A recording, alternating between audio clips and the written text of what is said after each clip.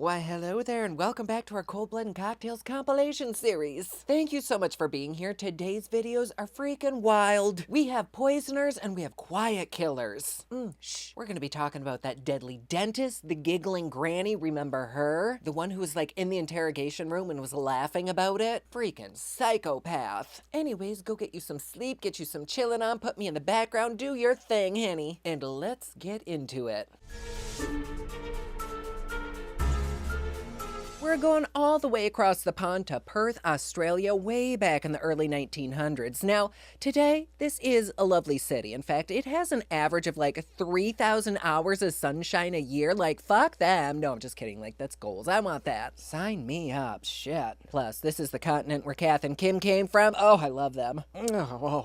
Well, at this time over 100 years ago, this place was that mean girl in middle school that chain-smoked cigarettes and sat in the corner with greasy hair and unblended raccoon eyeliner just waiting for her Mia Thermopolis moment. This city wanted to look proper and civilized and shiny and new, but underneath it was a dusty, crusty, judgmental hoe bag dripping with gossip thicker than Russian snot in December. Everyone was up everyone else's asses, and everybody knew everybody else's business, and if they didn't, they'd just make shit up and start a rumor. Like, what the fuck else is there to do other than to tell everyone that Pam from Johnson Street would let her husband give her a mammogram with a waffle iron to turn him on? And that all Susan from church had left in her life was sleeping with her husband's brother every third Saturday of the month. Messy gossip, just messy. I love it. And in that little city was a lady who looked like she'd just put a fresh cut lemon up her hoo-ha and decided that being a sourpuss was her whole personality. Her name was Martha Rendell. Now, Martha wasn't exactly the kind of lady who turned heads for the right reason. She wasn't the radiant belle of the tea social with luscious lashes and a bosom to bone up the boys. No, madam, she had the sharpness to her that made Good Morning feel like Miss Trunchbull might swing you by the braids. But life and its titty-twisted sense of humor plopped her right into the lap of an affair that had the whole town simply abuzz. They were tittering and tattering like gossip was their native language. Her ass hooked up with a married man named Thomas Morris, and not just a little fling either. They were tapping cheeks on the love seat in the back alley behind Applebee's in the orange orchard. And get this, she was actually his maid, and they were living together, raising kids from his first marriage, which was just like a hell of a sin. Like, don't shit where you eat, girl. I guess it didn't matter because then his poor wife just conveniently passed on and was dead and buried, which left Martha to step in as the new lady of the house. We'll take a suspicious shot for that, won't we? Nom nom nom. Imagine the neighbors peeking through the lace curtains, clutching their necklace so hard around their necks they were getting turned on, whispering,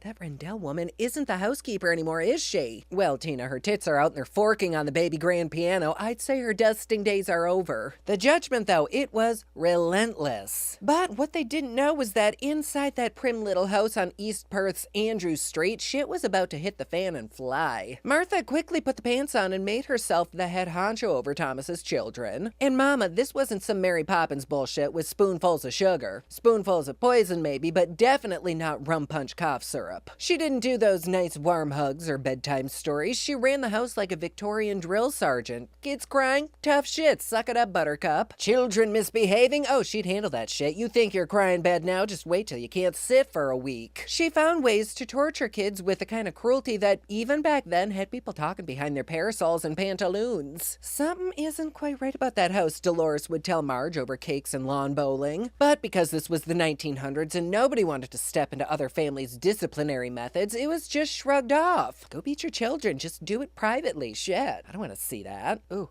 Ow. Oh, fucking Timu wigs. Well, then the illnesses started in the household, but around this time, diphtheria was making the rounds, and symptoms like what the kids were having were basically a bingo card for it. Diphtheria.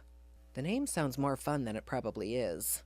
Doctors were like, sorry, bad luck, bad germs, bad hygiene. Nothing we can do, just make sure to not lick your fingers for at least an hour after wiping your ass with your handkerchief. But what nobody knew was that Martha Rendell was standing there, spoon in hand, administering her own little homemade remedies. Remedies that didn't exactly come from Mother Nature's healing cabinet. The first of the Morris children to go down was Annie, sweet little thing only around 8, with the kind of energy that could drive an adult totally fucking insane. So naturally Martha loathed her. But honestly, the older I get, the more I get it. Not that I would poison anyone, but you remember when we were kids and someone would say, oh, I wish I had that kind of energy, and you'd be like, fuck you, I'll be like this forever. And then they'd bolt out like a bat out of hell, and now I'm the person who wishes they had that energy, and it annoys the shit out of me that anyone has that kind of energy, no matter how old you are. It's just not fair. Anywho, poor Annie started showing signs of a sore throat and fever, and in a house without antibiotics, pretty much all you can do is smile and say thoughts and prayers. Doctors were called, some prescriptions were scribbled, but the one who really insisted on doing the nursing was Martha. Oh, what a sweet woman. She hovered over the bedside like a hawk circling roadkill, spooning up mixtures that looked like medicine but tasted like nutsack soup. A poor girl would cry out in pain, her throat raw as uncooked chicken meat, and then Martha would say something like, it's just the sickness, my dear, you'll be totally fine. These little shits are so dramatic. Meanwhile, the neighbors were busy wagging their tongues about how quickly Martha had stepped into her motherly role. Well, then Annie died quietly, miserably, with everyone thinking this was just another diphtheria case. Tragic, sure, but Perth being Perth,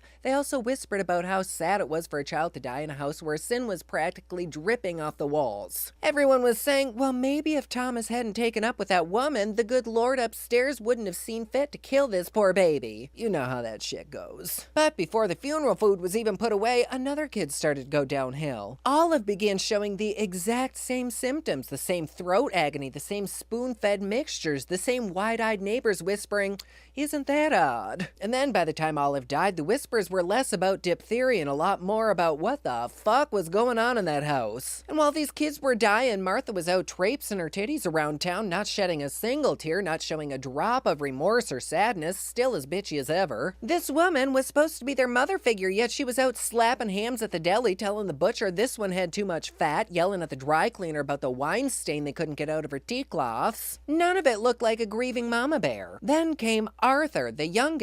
Same deal. Sore throat, fever. Martha loaded him up with her infamous medicine, and the poor kid lingered in absolute agony. He would scream bloody murder when Martha approached him with the spoon, which kind of tells you everything that you need to know. This kid probably knew exactly what the fuck was happening. Even Thomas, as dense as a sack of frozen fruitcakes, started to think, you know, maybe Martha's a little off with her bedside manner. And by the time Arthur was in the ground, 3 children in one household, it was enough to make the town say, okay, now hold up, something smells fucked up here. This was just too weird. Somebody needed to check the lady's medicine cabinet because clearly her potions were not working. That's when whispers turned into accusations, and Perth's little gossip mill realized it had pulverized scandal into a fine powder that everyone was about to snort. People whispered at the grocery store, in the lingerie section, by the dairy. They murmured in the church pews, 3 kids dead under one roof. How preposterous. And there was only one common denominator, Martha Rendell. People started kind of giving her the side eye because, sure, diphtheria was real, but diphtheria usually spread. Like whole families went down like dominoes. Yet here it was always one child at a time. One kid gets sick, that kid dies, then the next sibling gets sick. And that one dies, then the next. It's just very convenient, and death is a fickle fuck, but it rarely follows a timeline that neat. And what was in that spoon, you ask? Well, Martha had a fondness for hydrochloric acid, yes, the same corrosive shit that's used to clean brick walls, dissolve rust, or break a body down, allegedly. She'd been giving these kids small, teeny tiny doses, just enough to burn their throats raw and make swallowing feel like deep-throating glass shards. The pain mimicked diphtheria so perfectly that it completely duped the doctors. Which, I mean, this is the early 1900s. It was not hard to dupe a doctor. It wasn't hard to dupe anyone. The kids, though, they were no fools. They'd scream and shout and shake it all about whenever she came near them like she was Jason walking in with a knife. And if your quote-unquote medicine makes your patients scream at the sight of you, then you're probably no Florence Nightingale, honey. And Tom the dad, he really was about 11 eggs short of a dozen. At first, he defended Martha. He was like, no, she is the sweetest, kindest, best woman ever. Stern, sure, but kind. Never mind that she had a fanny tighter than a sumo wrestler squeezed into a size 2. She was a good woman, damn it, best head in all of Perth. But eventually, even he started reading the room. He noticed the pattern, the timing of the deaths, the way the kids begged not to be dosed by Martha. And yeah, Thomas might have been the kind of man who abandoned his wife for a side piece, but even he couldn't ignore that level of horror. So when his surviving son George started showing symptoms, coughing, gagging, throat scorched, begging not to take Martha's medicine, Thomas finally snapped out of it. In a very rare moment of clarity, he called the police. And once the popos got involved, the whole twisted circus came crumbling down. The police started snippety-snooping around, and lo and behold, what the fuck do you think they find? All these random-ass bottles of a hydrochloric acid just scattered around the house like rat shit. Martha swore left, right, and center that it was just for cleaning. Sure, Jan, because every stepmother just happens to polish her windows with industrial-strength throat melter. Like, try harder, queen. That's not even a good lie. The neighbors came out in droves with their tea kettles, spilling all the hot tea. It was like they'd been saving it up, which I'm sure there was a line halfway down the block to dish the shit on Martha at the police station. Nancy was like, oh, that skank Martha treated the kids like they were birds, and then she seemed thrilled when they would die. Like, did you see her at the funeral? She was acting like a young Kevin Bacon had just flashed his ass behind the casket. Suddenly, this piping hot tea went from whispers to full-on testimony in Perth. And oh, they ate that shit up like tofu at a vegan convention. This scandal was better than church picnics and Sunday sermons combined, which says a lot, because Perth, they love their Jesus. This shit had everyone taking their crosses off the walls and flipping their Bibles over just so they could talk about it without the big G listening in. And finally, the day came, the trial of Martha. Everyone doubled their petticoats and tightened their corsets an extra notch because they knew everyone who was anyone was going to be there. They had to look good. Churches were empty, shops were closed. Everyone wanted front row seats to watch this so-called acid stepmother face justice. Reporters were cramming their asses into the courtroom like sardines, pen scratching, painting her like some kind of Australian Lady Macbeth. And Martha, she played right into it. She showed up in court with that same stone-cold demeanor, spine straight, lips pursed like she was about to shit out a cactus. She was even eyeing the judge up and down like she was about to scold him for poor posture. No tears, no emotion, not even a hint of remorse. And we know how the public just loves a crying woman on trial. Well, Martha, she was like, no, none of that shit here. She gave them the complete opposite, stone-cold face, and they hated her for it. She might as well have killed the Easter Bunny and strung him by the hole on a pole. But really, she didn't look like a wrongly accused grieving stepmother. She looked like a dead-eyed villain plotting her next move. The prosecution laid out her case like a charcuterie board. 3 children dead, each wasting away in the same exact way, bottles of hydrochloric acid conveniently kept in the house. The screams of little George whenever Martha tried to dose him, and then the piece de resistance, the testimony that when the kids resisted, she'd pin them down and force the liquid into their mouths with a turkey baster. God, I hope it wasn't the same one she'd inseminate people with as her side gig. Well, when that came out, there was an audible gasp around the whole city. Martha's lawyers tried to push back. They said it was all nonsense, gobbledygook, buttlefuck. These children, they died of diphtheria, you silly dipshits. Martha was a sweet, angelic cherub of a woman giving up her own free time to care for these dying bebés. That acid was for house cleaning, damn it. You could lick guacamole off the porcelain toilet because she scrubbed with it every day. But the defense was flimsy and the crowd was already foaming for a guilty verdict. This was the early 1900s, so women, they were expected to be submissive little homemakers, motherly saints, not cold-eyed disciplinarians who didn't cry on command. Martha wasn't just fighting evidence, she was fighting society's idea of what a woman should be. And of course, because this was history, she lost. Not that we were rooting for her. I mean, she 10 out of 10 killed all those kids. What the press called her a monster, a witch, the cruelest woman in Australia. They printed her face everywhere like she was the boogeyman and people devoured it. Moms wagged their fingers at their kids and said, you behave, little Judy, otherwise Martha will get you. So when the jury came back with a guilty verdict, it wasn't just a legal decision, it was a public exorcism. Perth wanted her completely erased, punished. The message was clear. Martha Rendell, she would hang. And then the countdown began. People treated it like it was a festival. Vendors were signing up their booths to sell snacks. Nobody actually cared about justice. They wanted a spectacle. Some of us just want a testicle. Things were boring in Perth, and this was the biggest show they'd had in years. The newspapers printed every rumor, every glare, every cold expression. Martha stopped being just a criminal, and she became a full-fledged villain, the spawn of Satan. While she waited in Fremantle prison, reporters kept doing their thing, trying to get even an inch of emotion out of her. Squeezing those little emotional teats, just trying to get something. They'd poke and prod, saying, well, don't you feel guilty about killing all the kids? Kids that weren't even yours? But she wouldn't give them a single thing. No tears, no begging, no fainting fits like other condemned women before her. Instead, she stood tall, chin up, like the whole mess was just a big-ass inconvenience, which of course made everyone hate her even more. They wanted her to lash out like King Kong, banging on her chest, throwing herself at the bars, screaming, throwing her shit at spectators like a zoo monkey, just anything to make her lose her marbles. They just wanted remorse, and Martha gave them cinder block expressions. The chaplain even came around, tried to squeeze some kind of confession out of her, asking, "Did you really do it, Martha? Did you poison all those kids?" And she denied it to the very end, sticking to her story that the deaths were tragic illnesses. Then came October 6, 1909, the day of execution, and the air around the prison was just buzzing. No one was actually allowed in the prison to watch, but that didn't stop people with cotton candy spinners and ice cream trucks and empanada stands from setting up shop outside so everyone could listen in. Newspapers were literally selling advertisements for vendors to set up stalls outside the prison like a county fair. And you know what? If Martha was anything, she was a party thrower, because this sounds like a full-blown Vegas-style shindig. There were probably DJs and foam after parties. I heard there was a whole tent just for doing shrooms and talking about conspiracy theories around Martha. But the papers depicted her hanging like it was the hottest new play on Broadway, like Wicked could never. And Martha, she walked to the gallows calmly. She didn't shake, she wasn't defiant, no tears, no hysterics. Just that same very severe face. They pulled the hood over her head, tightened the noose, and with one pull of the lever, Martha became the last woman ever to be hanged in Western Australia. But of course, that wasn't the end of the story, because the drama always has to be milked until it's bone dry. Perth immediately decided they could feel her ghost lingering around. People claimed to get chills up their groins, goosebumps on their necks, swearing it wasn't the draft from the open window across the room, but absolutely 1000% Martha coming back to haunt them. Tourists said they saw her face in the prison chapel window pressed against the glass like she was still watching. People still whisper about it today. The prison, I think, is on haunted tours, or it's on the list of haunted places to visit. But the hangman, he did his job. The crowd got their pound of flesh. Some folks insisted her ass was guilty beyond a doubt. Others swore she was framed. And why didn't she cry, you know? Even now, mothers still weaponize her name. Go to sleep or Martha'll get you. She'll come drip acid on your ass, or maybe it's drop acid with your ass.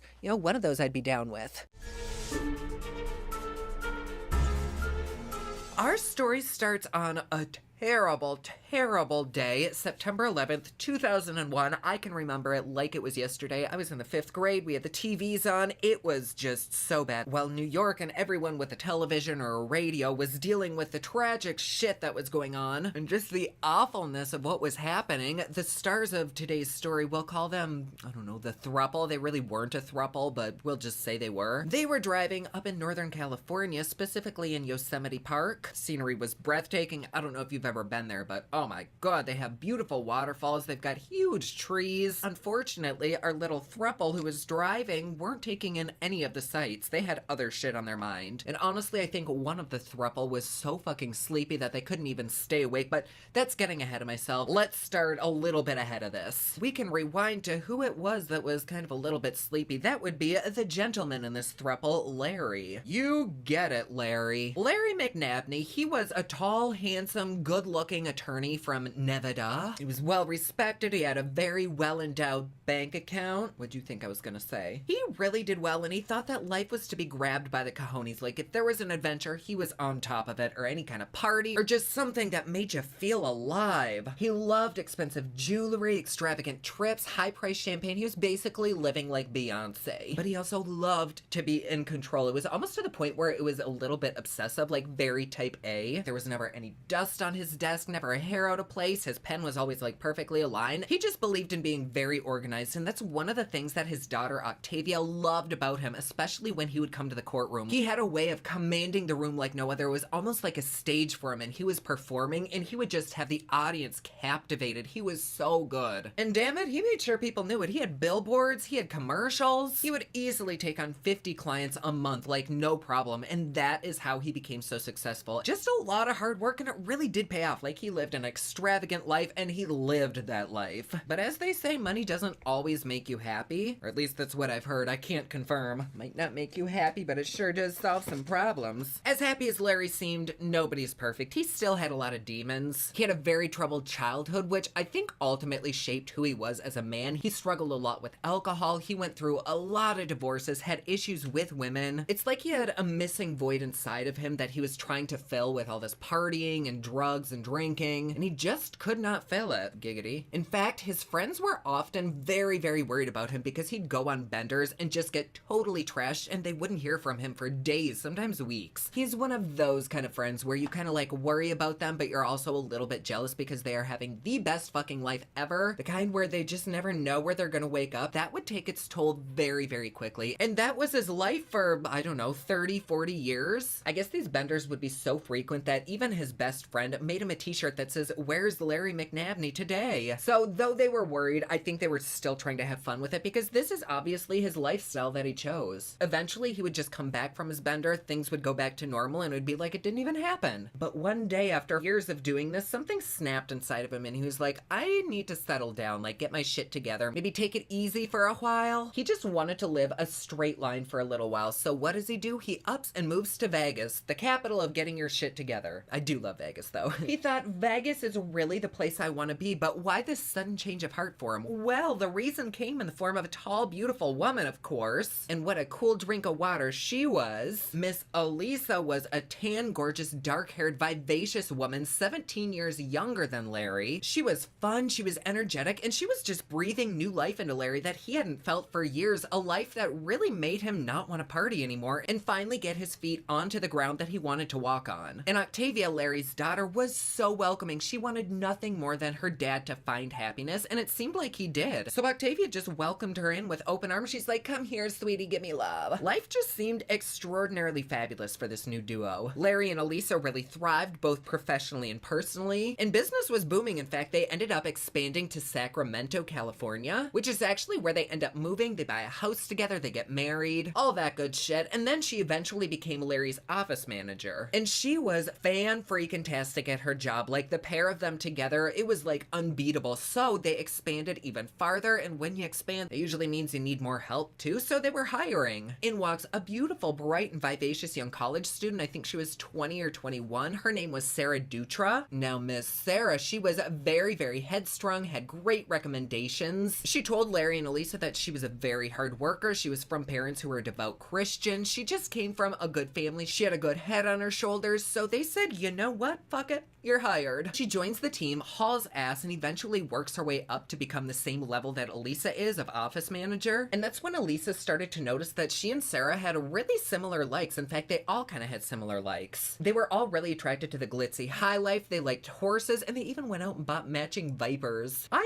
sorry, but nary a time has my boss ever asked if I want to go out and buy a Viper with them. Maybe I just didn't work the right job. I don't know. Like, hi, room for one more? Sign me the fuck up, daddy. I don't know who the fuck bought the Viper, but it's not like Larry couldn't afford it. His business was doing very, very well thanks to the help of Elisa and Sarah. Like, they were kicking ass. And because business was doing so well, he was kind of able to step back a little bit, pick up some hobbies, and I guess maybe taking some horse shows. I guess they all loved like showing horses or something. I don't really know much about horses, but they liked horses. They were doing such a good job at managing his business that he just felt like he didn't have to show up anymore, and he slipped into his partying ways, like his very old habits. It's almost like his appetite for adventure was so sporadic and extreme that when he wanted to take a bite, he took a big fucking bite. Like, no nibbles over here. He just wants the whole damn cake. He just could not live without a little bite of adventure. And even though they'd been married for 7 years, there must have been other benders during their relationship because he went on one and nobody seemed to bat an eyelash. His friends and family were like, oh, he's just being him again, not gonna think into it. However, on this bender in particular, the days started turning into weeks, and it was just starting to feel a little bit off with the people close to him. They weren't like super worried, but enough to know that something might not be right, but I can't really tell. So nobody really read into it. A little bit before this bender, Ginger Miller was hired at the firm. Both Elisa and Sarah were doing the managing and kind of keeping things afloat while he was gone, and they weren't certain what to tell people about his disappearance. It's not exactly the most professional thing. Ginger, who was hired as a secretary, was told to tell friends and family different things about where he was, like he was taking a skiing trip or golfing, or he was just somewhere where they couldn't get a hold of him, like on a plane, some kind of bullshit. If it was a client, she was told to tell them that he was busy working on their deposition or with another client. There was just a lot of shady, sketchy shit happening. Well, Larry's family starts to get a few whiffs of the bullshit that's happening because he missed Halloween, which was fine. He missed Thanksgiving, which, okay, but then Christmas, he didn't show up. The family was like, he is always here for Christmas. What the fuck is happening? This behavior was just very contrary to Larry. In fact, fact, Octavia, his daughter, began to wonder, like, did something go wrong? Because he does work with a lot of clients and he does win a lot of cases, and if you win a case, that means you also might make an enemy on the other side. So did he get involved with something that maybe he shouldn't have? She didn't know. And Octavia was lucky enough to have a friend in law enforcement, so she gave them a ring. And he told Octavia there could be two different scenarios here. One, if he's in hiding, he's gonna be pissed that you found him because he's supposed to be hiding. And two, something did actually happen to him and he's in danger. Not really the most helpful advice, but you take what you can get. I don't think either of those situations really sat well in Octavia's mind, and she wasn't the only one to be suspicious. Back at the office, Ginger was beginning to hear things from coworkers, from clients, and excuses still being made on his behalf. Very suspicious, so cheers suspicion. The way the office was going in his disappearance, it was not a cute look, so Ginger ends up, oh my god,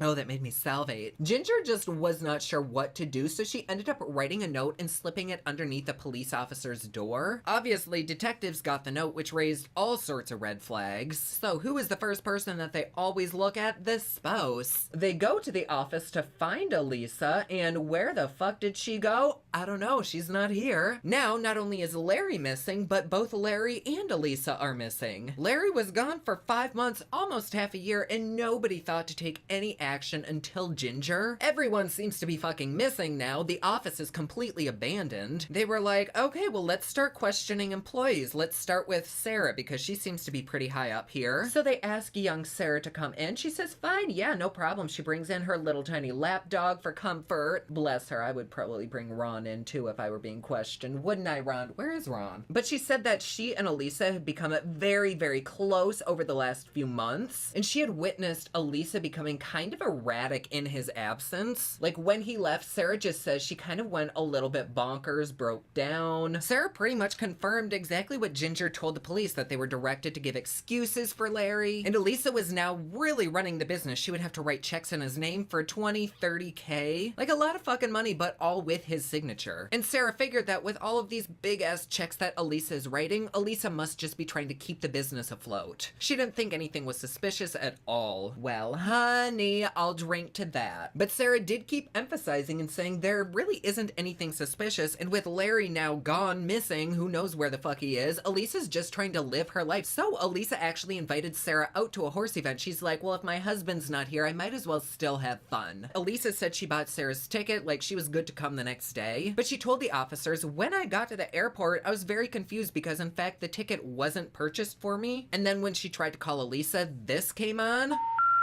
We're sorry. You have reached a number that has been disconnected or is no longer in service. Okay. And I guess that's that. That's the last time she heard from Elisa. What a weird way to end shit, right? So at this point, she's telling Ginger, like, who am I employed by? I need to start looking for a new job. The boss is gone. The other manager's gone. Like, what a shit spread on a cracker. So the police were like, you're obviously a sweet girl. We don't need to question you anymore. You're good to go. But now, by this time, this case was actually getting quite a bit of attention. Thomas Testa, which I kept saying Thomas Testy for the longest time. It's not, it's Testa. Anyways, Thomas was the San Juan Keen prosecutor. He handled many a missing case, and he was very intrigued by Larry and Elisa's case. A successful attorney with an ungodly large caseload just does not up and disappear randomly. No matter what his friends tell the police about there being benders, it just is weird. This isn't like a vagabond who just up and leaves to Montana or Maine or wherever the fuck people go. This was kind of a high-profile gentleman that can't really afford to up and leave for half a year at a time. I mean, he could afford it, but like his business can't. But it does kind of amaze me that his friends were so used to him being gone for months at a time that they didn't think much into this. Like, what a life. But Thomas was just not buying it, so he started going down the list of suspects, starting the digging with Elisa. Thomas described her as a star out of like a film noir, just a classic beauty, and she was charming, she was powerful, she knew how to wrap a man around her pinky. Like, she would say jump and they'd say into which ocean. She was that good. Or is that a good thing? I don't know. I guess maybe it's a talent. Well, what we thought we knew about Elisa was apparently all wrong. Larry's best friend, Fred, who made Larry the t-shirt, like they were really close, he would say that Elisa was so fucking controlling, he wouldn't even be allowed to see friends, see family. She had literally taken over his life, from his practice to his relationships, in just a really negative way. It kind of seemed like she was bringing down his vibes quite a lot. And poor Octavia, Larry's daughter, was so close with her dad. And after Elisa cut her from her dad's life, she was just devastated. Like, why did this need to happen? What did Elisa have to hide that she didn't want any friends and family knowing what she was up to? Whatever she was doing, it was becoming evident that she was being very, very suspicious. In fact, at several points, Fred received calls from Larry, and Larry would say, she is so controlling, like, I don't even know who exactly I married. And Larry's like, you've been married so many times, you never really get a chance to know who somebody actually is. And Larry was like, no, this is completely different. Like, I actually don't know her. In fact, I'm not even certain if Elisa is really her name. Oh, and this is after 7 years. Could you imagine being married to somebody for 7 years and finding out that who you thought they were isn't who they are? That just is a mindfuck. I do remember learning that my grandma's name wasn't actually Grandma, and that was a mindfuck, but this is a whole different level. Larry also told Fred that Elisa would kind of pickpocket him in his own house and take his wallet and steal anything that was in it. Like, in his own house, he would have his wallet in his pocket and it wouldn't be there anymore. He couldn't leave it on a nightstand or on a table because he knew if he did, it would be empty by the time he got it. That is shitty and really breaks the trust, but that's not even all of it. He also found that almost $100,000 was missing from his practice, just like up and gone, and he knew that she was the culprit. Larry would just vent and vent to Fred, and Fred would be like, why the fuck are you still with this psychopath? And Larry would just respond and say,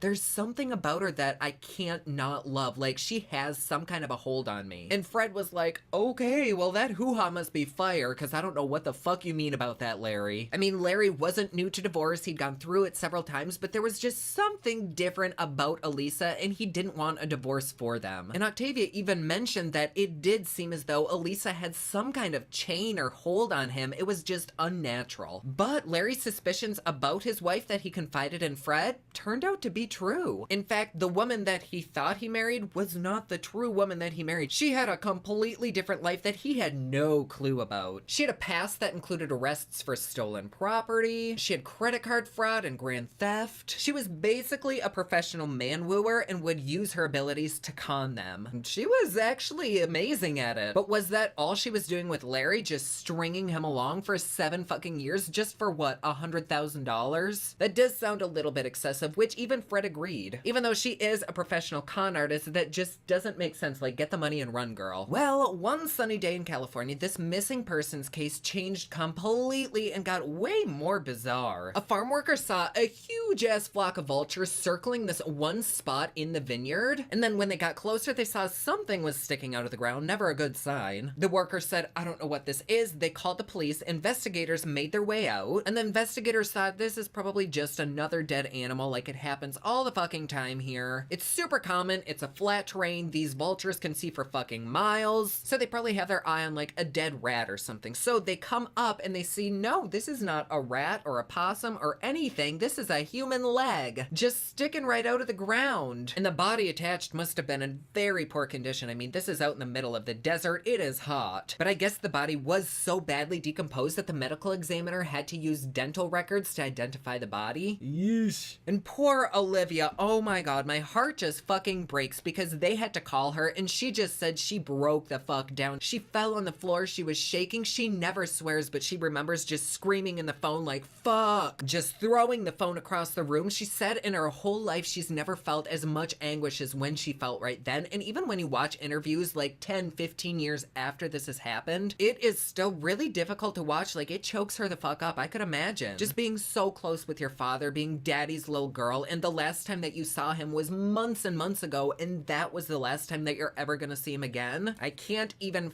fathom how that feels. But now with her dad's case going from missing to now murder, it was a completely different approach. Like, police now really were on top of their shit, and they were starting an investigation hardcore. And people didn't really understand this case. Like, who would just take this man, kill him, leave him to rot in a vineyard? It didn't make sense. There were no signs of a stab wound, no foul play. And the medical examiner found something quite unusual. Can you guess what his cause of death was? Horse tranquilizer. Horse tranquilizer.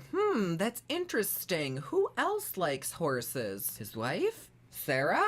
I don't know, but even odder was the fact that he had been dead for quite a while before being put in the vineyard. Like, the body's decomposition rate didn't match his time of death, meaning Larry was preserved. And investigators thought, who the fuck has like a fridge or a freezer big enough to discreetly store this body in? You don't just walk into Arby's and be like, hey, can I store this in your walk-in freezer? Isn't that wild though that they can figure that out? Wow, science. People wanted answers though, especially Olivia, who is now waking up to hearing her father's voice calling her in her sleep. She was just waking up to the sound of him screaming her name, calling for help. And she was getting like a weird feeling. She kept thinking Elisa had something to do with it. Maybe she didn't work alone, but she is somehow involved. And police, in fact, still had their radar on Elisa. Even more so now that he was dead, like she's their prime suspect. But she's also still missing. How convenient. And it turns out she actually wasn't that difficult to track down. Police ended up finding the gorgeous woman who men seem to be voluntarily enslaved by in, of all places, the Sunshine State, Florida. By now she had a short haircut, a new name, and it's not like she was stupid. She had an IQ of, I think, 140. Like, she was a smart toaster strudel. And she was able to start a brand new life down there as a paralegal as if nothing had happened. Which, it kind of sounds like something she's done before. Police took her into custody. She broke down. She said her real name is Lauren, not Lauren, but Lauren Renee Sims. She's from Massachusetts, she's a mother of 2, and she was wanted in Florida for burglary and theft charges, so she fled. She's just been on the run for 9 fucking years. Damn, that's a long time. While on the run, she made her way to Vegas, which is where she met Larry, and then once she found out she'd be questioned about Larry, she fled. She fled again, now going from state to state. Like, she was a full-time fugitive. Wonder if there's an insurance option for that. And when she was taken in, police didn't even have to ask her. She just started talking like she had to get this off of her chesticles, and this is what she said. Did I kill my husband? Yes, I killed my husband. Isn't that crazy though? Like, no remorse or anything, just like stone cold. It's like she was talking about unloading groceries from her car or something. But my friends, that was just the top layer of the frosting on this story. There's a whole cake of cover-ups and fuckery here. In fact, I guess killing Larry wasn't even Elisa's or Lauren or whatever the fuck her name is. It wasn't her idea. Whose idea was it, you ask? Turns out they already cleared her name. Remember Miss Sarah coming in with her little lapdog? Sarah, who claimed they were all such good friends, but she had no idea about any of this. Well, Elisa was now blaming her. There is no way that she herself could ever do something like this. No, ma'am, it was all Sarah. Elisa said that Larry had been a very heavy drinker, which was kind of common knowledge, like that's believable, but he was also really abusive. And Sarah came to Elisa and said, there is a way out of this. We could kill him. So with every just gruesome and horrific detail, Elisa starts telling police what happened. There was a horse show in, I thought it was Arizona, but it was Los Angeles. But Larry and Elisa drove to this horse show and Sarah was gonna fly out the next day and meet them there. But Elisa said Sarah flew out more to hang out with her. I guess Larry didn't love her so much. Allegedly, he didn't care for her, I don't know. But the day Sarah arrived that very day, she told Elisa, we could kill him now and nobody would miss him. And they wanted to do the deed right there and then, no planning, just fucking do it. They were like getting a little bit of a high off of this, I think. That was on September 9th of 2001, and when Sarah and Elisa were having this conversation, Larry was already passed the fuck out because he himself had already taken a couple horse tranks. Like, that was on his own doing. Remember, he's kind of a party person, so a good old horse trank is like a baby aspirin for him. Just another day at the rodeo. So because he was already passed out, Sarah thought, maybe I'll just give him a little bit more. So she did. She put just a few more drops in his mouth thinking that'll do the trick, like for sure. So I'm sure you could imagine how shocked they were when the next day, not only did he wake up, but he went horseback riding. Then shortly after horseback riding, he did take another nap, and that's where they did the final deed. They drugged him while he was napping, and by morning they thought, okay, for sure he must be dead this time. When Sarah woke up, she gave his body a shove, and nope, not dead, still breathing. They're just thoroughly confused as to how this man is still breathing, but they thought probably by the end of the day, he's gonna be dead. His breathing certainly wasn't normal. I mean, there was nothing normal about any of this, but he was basically just very heavily sedated, so much that he couldn't walk. So Elisa hauled her ass down the street street, rented him a wheelchair, put him in the wheelchair, wheeled him to the truck, plopped him in the back seat, and there, on September 11th, they began their journey home through Yosemite National Park. Meanwhile, poor Larry's in the back seat just dying. Eventually, they get to a spot where Sarah just stops the car, grabs a shovel, and gets out and starts digging. Elisa is saying she is scared titless. Even though he was now sitting in the back dying, she never thought that they would actually go through with this. Like, this was happening. And she was watching Sarah dig this hole like, what the fuck are we gonna do? Just like throw him in? And Sarah was like, yeah, what the fuck else would we do? And Elisa was like, no, this man is still breathing. He is alive. We aren't gonna bury this person alive. And Sarah was like, okay, sister, if you say so. So they ended up driving on, knowing that Larry was probably gonna die soon. But when they finally got back to Larry and Elisa's house in Sacramento, he was still alive. Very much so, in fact, just kind of in and out of consciousness. Unfortunately, though, it does kind of sound like Larry did have a bit of a rough night, and by the next day, September 12th, he was gone. Elisa told police that Sarah's— oh shit, fuck, I can't believe I just did that. I went over my eyeshadow with this. Why? I'm not used to doing my face base last. Now I have to fix this. Anyways, Elisa was telling cops that Sarah suggested that they take the body and wrap it in a sheet. Like, they can't just leave him there, they have to do something. So they did wrap him in a sheet, and they ended up putting him in kind of like a fetal position and taping him like that. They then carried his body to the garage in a refrigerator that they specifically use for wine. They take out the bottles, they take out the racks, and prop him up in there. And this kind of bought them a good bit of time so they could discuss exactly what they would do with the body. Elisa thought, maybe we could bury the body in my trainer's backyard. I don't know what the fuck kind of a trainer this is, but they seem very willing to help. That's hardcore dedication. They also talked about burning the body in the desert. That is definitely an option. But they just could not come to a mutual decision of what they were going to do with this body in their wine fridge. I have never been in that pickle, nor will I ever be, but I can tell you I probably wouldn't do what they did, which was leave his body in there for 3 months. 3 fucking months. They end up deciding to go to Vegas and take his body and bury it there. Maybe they thought whatever happens in Vegas stays in Vegas. Well, Miss Thing, Larry was a big guy. There was no way that they alone could carry his corpse. Elisa said somehow they took a tire and like wheeled it to the fridge, then put him on top of the wheel and like wheeled him out to their Jaguar. The Jaguar they bought with his money, mind you. But he's still in the fetal position. They put him in the trunk, put him on the side, close the trunk, and they are off. They've got Larry in the trunk, the dog's in the back seat, and they were basically just kind of making a road trip out of this. Weirdest road trip ever. As if shit hasn't already hit the fan, it was about to get way worse. They get to Vegas, but the ground is so fucking hard that they cannot dig in it. Sarah, who had been trying to dig, went back to the hotel and tells Elisa, I can't fucking dig. Meanwhile, Larry is in the car, which valet now has. Like, nothing is going right here. The car wasn't in their possession, and Vegas can get kind of warm, like somebody's gonna smell him. So the only choice they had was just to drive back to California. So the next day, Elisa finds a random ass vineyard, digs a hole in it, and dumps Larry's body in the hole, covers it up very poorly. And that's that about that. But who the fuck actually killed him? Well, according to Elisa, 1000% Sarah. I mean, they're both kind of fucked at this point, so why even lie? So shortly after, police haul Sarah's ass back in and they were like, look here, Missy, you need to start talking facts because your friend just ratted you out. But Sarah's story? Much different than Elisa's. And detectives told Sarah, they were like, do not defend Elisa here, do not defend anybody, even yourself, just tell the truth. And Sarah's like,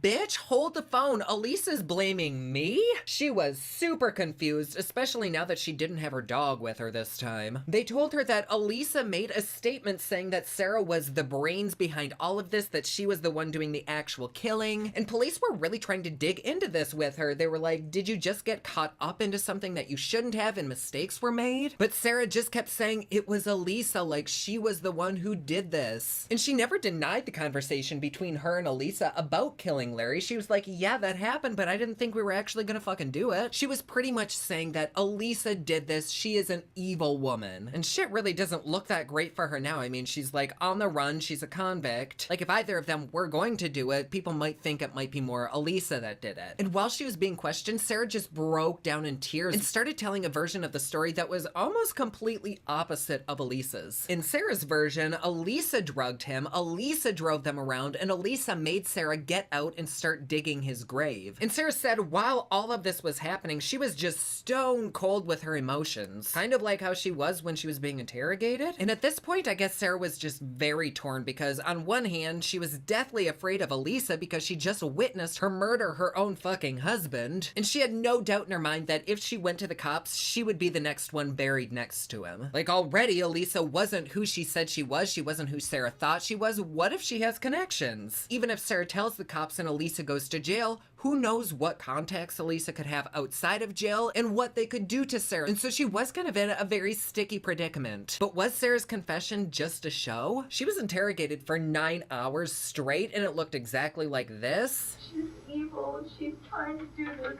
to pull me down with her because she's been jealous of me. I know she has. She's an evil person. Anyone who can kill her husband is evil. Then get out and grab the shovel and go check that ground. I said, God, I don't want to take this. Get out.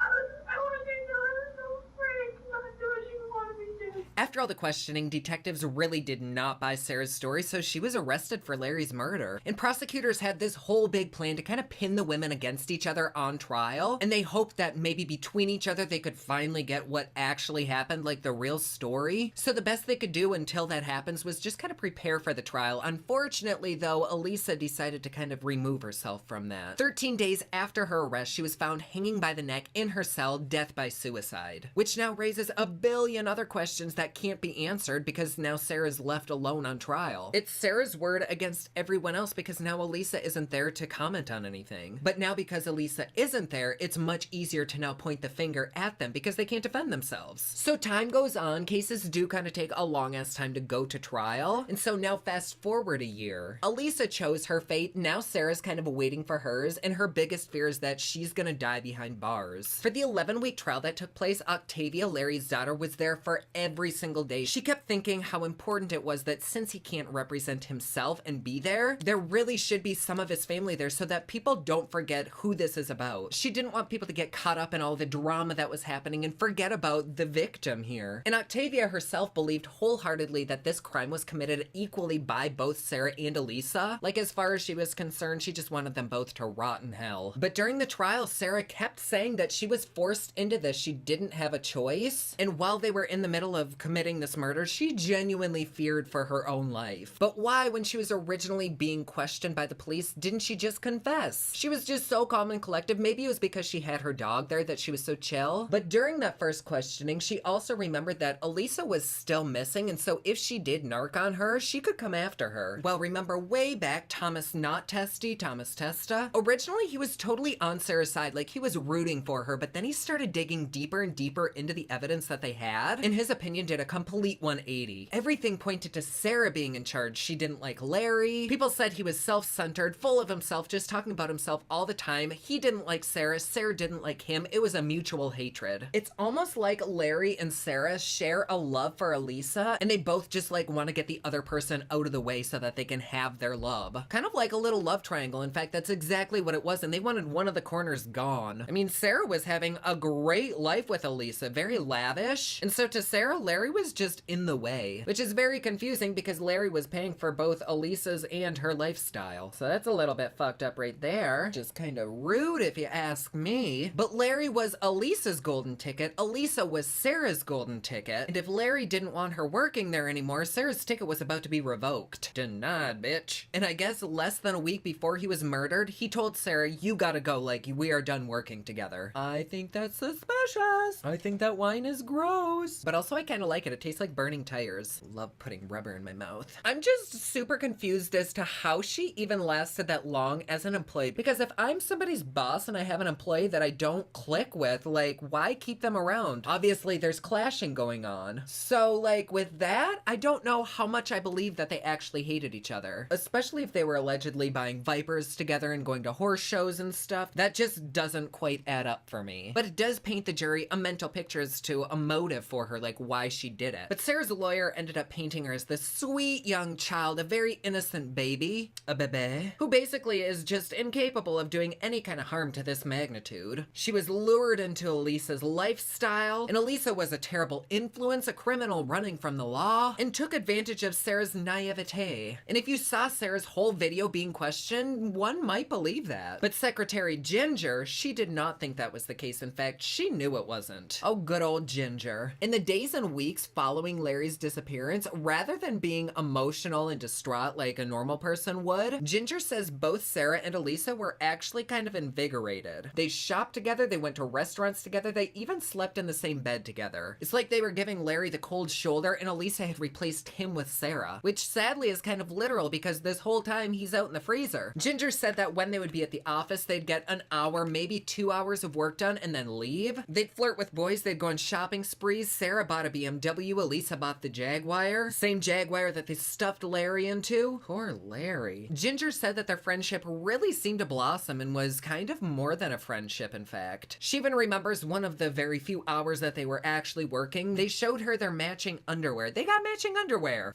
Okay. But point of the story is they were not unhappy, they were very happy, and they were spending cash left and right. Larry's cash at that. Poor Larry. They were spending so much money, in fact, that they got behind on their rent for the office building, and they ended up moving their practice to Elisa and Larry's home, which now seemed to be Elisa's and Sarah's home. And there was no trace of Larry at all in the house. It was almost like he didn't exist. His clothes were gone from the closet, his belongings weren't there anymore, and the double vanity in the bathroom went from his and hers to hers and hers. Oh, this blush was a statement. Whew. But they told the employees that were working at the house that they were kind of moving Larry out. He wasn't around anymore, so why bother keeping his shit? Very suspicious because once again, he is feet away in the garage in the fridge.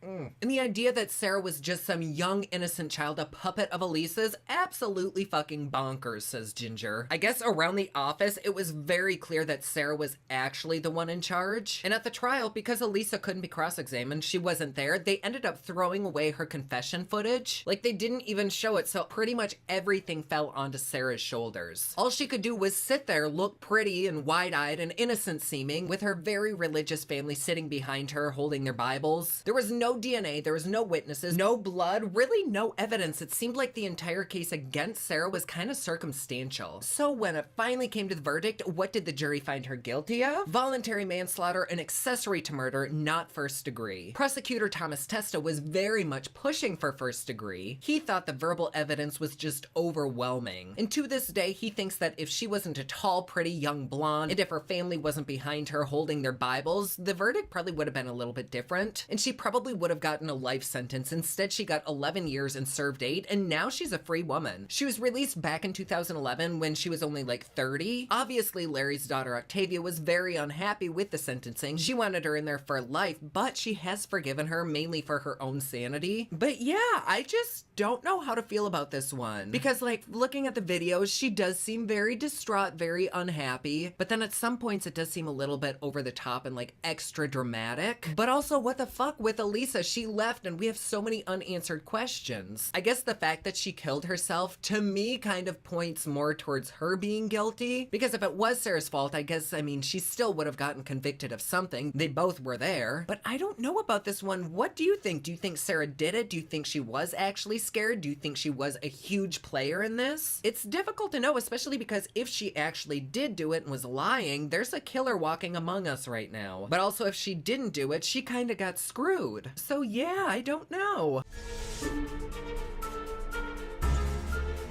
Today's story is about Anna. Who the hell is Anna, right? Well, she was born in 1760 in Germany. I told you this was old. As you can imagine, it was a lot easier to be a killer back then. I feel like you could get away with fucking anything. People could literally get away with murder because this was like hundreds of years ago, well before DNA was ever introduced. And if you did happen to get caught, life in prison wasn't that bad because like 35 was considered old. So you finally get caught by 31 or 32, you only have a few more years, like tough it out. Now, unfortunately for Anna, her childhood was really kind of shitty, like it was anything but easy. But nowhere down the line did anyone think that when she'd grow up, she'd end up becoming obsessed with every freaking man that she'd work for, and honestly become a cold-hearted, frog-looking killer. Anyways, we were kind of getting ahead of ourselves, so like, calm your tits, Felicia. No! Anna's parents ended up having her in their retirement years, aka their late 20s, and by the time she was 5, they died and she was an orphan. However, when she was 10, she kind of struck a bit of luck and ended up being sponsored by a rich-ass townsman, which meant she could get an actual education, which was very rare for anyone, especially a female. So like, snaps to you, girl. You can't see it, but I'm snapping. And starting into her teens, life was okay for Anna, like it wasn't anything spectacular. And then when she ended up hitting middle age, 15, she ended up having to marry an elderly lawyer. He was 30. Goodness, that's how old I am. I would almost be dead. I'm just starting, bitches. But anyways, she was 15, he was 30. I feel like now that would be the equivalent of like a 30-year-old marrying an 80-year-old, which is still a big age gap. Also, please excuse my little Nikki Tutorials fan. Her marriage, though, had been arranged by the person who sponsored her. For some reason, she was basically owned by them. I don't really understand that concept, but again, this was like 300 fucking years ago. Things were different. Doesn't mean Anna wasn't pissed. She was not happy at all about her little arrangement. Her husband was abusive, he was a lowlife, he had no ambition, and he eventually became so much of an alcoholic that he had to stop working. He'd come home at all hours of the night, she'd find him passed out on the floor, and she was like, I'm gonna be 16, like the next step is a retirement home, I ain't got time for this bullshit. And so Anna was like, fine, fuck this, I'll get a job. But despite all of her education, nobody wanted to hire her. After all, she now had 2 kids to look after and a 30-something-year-old man baby for a husband. So she did what I think all of us can safely say we do. She went down to the local brothel, applied for a job, and was immediately hired. You go, girl, make that dough. But despite having a few rough patches, Lil Mama still had very high standards. She thought, if I'm gonna put out, I'm gonna put out for the rich and the high class. Like, her clientele was the town's most successful CEOs and judges, and at one point, Anna even left her drunken husband to take one of the clients on as like a real lover. But this lawyer guy must have had a 12-incher that leaked gold because he just had a hold on her. And somehow he eventually persuaded her to come back to the marriage, which ultimately ended in a divorce. Like, who the fuck saw that coming? Everyone. But then literally the day after the divorce was finalized, they end up getting remarried. So like, what the fuck was the point in that? That's love. That ain't even suspicious, but we'll take a suspicious shot for that. Oh God, that's nasty. I am gonna bitch about that till the very end, and it's my own fault. Why would I choose that? Anyways, time moves on, and after like 16 years in the marriage, the lawyer finally taps out. They didn't get a divorce or anything. He died. But this meant that Anna, who was now like 33, was left to take care of the 2 children all by herself. And she was pretty sad that her husband had died. Like, they'd been married for quite a while, but she kind of looked at this as an opportunity to have a fresh start, a new beginning. You go, Anna. You're single. You're ready to mingle. You go be an independent woman. Cheers to that, sister. Why am I cheersing a killer? I take that cheer back. This is just for my own. Actually, no, I'm not drinking that. Well, one night, Anna sits down with a bottle of wine that wasn't watered down, and she thinks, what could I do? Like, I've always wanted to be an entrepreneur. So she did just that. She opened her own store, which unfortunately failed miserably. And so she slipped back into prostitution. And at this time, condoms were made out of animal intestines that were held on by tying a string around the base of the peen, which is about as comfortable as it sounds. So needless to say, accidental pregnancies were quite frequent. I think at this time they were trying to work out the kinks with the pull-out method, and it wasn't quite working. Because Anna was getting it on with a client, and then accidentally her ego was prego. Anna was like, hold the fucking horses, like, I am not about to be pregnant and have a baby get knocked around in there by a bunch of strange peenies. So once again, she quits the sex work biz, goes through her pregnancy, and then puts the baby immediately up for adoption. And at this time, in her mid-30s, Anna's body was really feeling its age, you know, 80. Poor Anna was doing Kegels for an hour a day, nothing helped. Her mental stability was like a fucking roller coaster. Her abusive yet somewhat spoiled upbringing kind of made her think that she was above pretty much everything, especially when it came to work. So when she took a position as a house cleaner, she kind of did her own thing and completely ignored what the employer wanted. Oh, you want the upstairs cleaned with white vinegar? Too bad, I'm gonna spit on the window and wipe it with a sock. But then at the same time, even though she did feel like she was above the work, Mama needed a paycheck. So she kept up with the housekeeping for another 20 years. Already, she's doing pretty damn good, because she's like, what, 50 and still going strong? It's like 120 years old. But with every day that she'd hold that cleaning rag, she'd grow more and more bitter. Like, in her eyes, she should be a mistress. This should be her damn house giving the maids command, not the other way around. She'd look in the mirror and see a woman who was past her prime but was still doing pretty damn good. And she was like, I should have men lusting over me left and right, just lining up to marry me. I know, Anna, me too. What the fuck, right? But I guess in all honesty, she was a little bit delusional. At this point, she was kind of saggy, she was spoiled, she was bitter. But damn it, one way or another, she'd get a man. If only they had dating apps then. And it's not as though the town didn't know who she was. Like, since becoming a housekeeper, she'd made quite the reputation around town as a pro knitter and a pro cleaner. Oh, I wonder if that's what her headstone says. That's what I want. Here lies Nady, pro knitter. Well, one day a man named Justice Wolfgang paid her a little visit and asked if maybe you'll be my housekeeper. You want to be my housekeeper? He'd had a few marital issues and he was currently separated from his wife. Apparently men from the 1700s didn't know their ass from a broomstick, so he'd need a woman to come tidy up his home. Maybe make a little sandwich or two.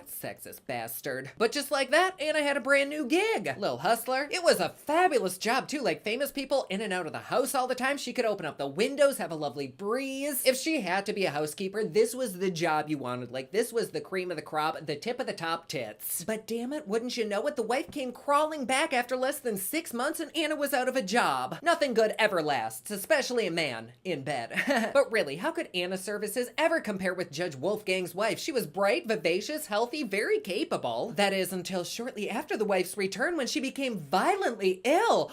Can you say suspicious? Oh god, I'm gonna have to drink this. Suspicious shot. The wife was now projectile vomiting. It was fucking coming out both ends like lava. And she had unbearable headaches and body pains, just like everything was falling apart. She went from basically a marathon runner to a bedridden raisin in the matter of just a couple weeks. And then by the second month of her return home, she died a very painful death. At this point, Anna had gone back to work for a different person, but the justice called her begging for her to come back, like, please. Anna's like, fuck to the yes, I'll come back, damn. Anna goes back to work for the judge, and at this point, he's like 38 and was very healthy, but suddenly in his old age, he was declining pretty quick. And it's a good thing Anna just happened to be by his side too, because a month after her return, he too became bedridden. Must be something in the water. First his wife, now him. But with Anna at his beckoning call, the judge ends up pulling through, becoming healthy again, only to be struck down once more by some kind of mysterious illness. This latest bout of sickness inflicted diarrhea, vomiting, severe body aches, and 10 days straight of excruciating pain. I'm talking like an axe wound to the chest kind of pain. Everything hurt, and then he would just be screaming in agony all day and night, and then suddenly on the 11th day, he died. And because he was so freaking elderly, his cause of death was thought to be natural, but nonetheless, this really affected Anna. She really liked him. Not only did he pay her, he was kind of cute. I think she'd really hoped that when the wife died, he'd wipe her up, and she wouldn't have to be on her hands and knees cleaning anymore. She could be on her hands and knees for other reasons.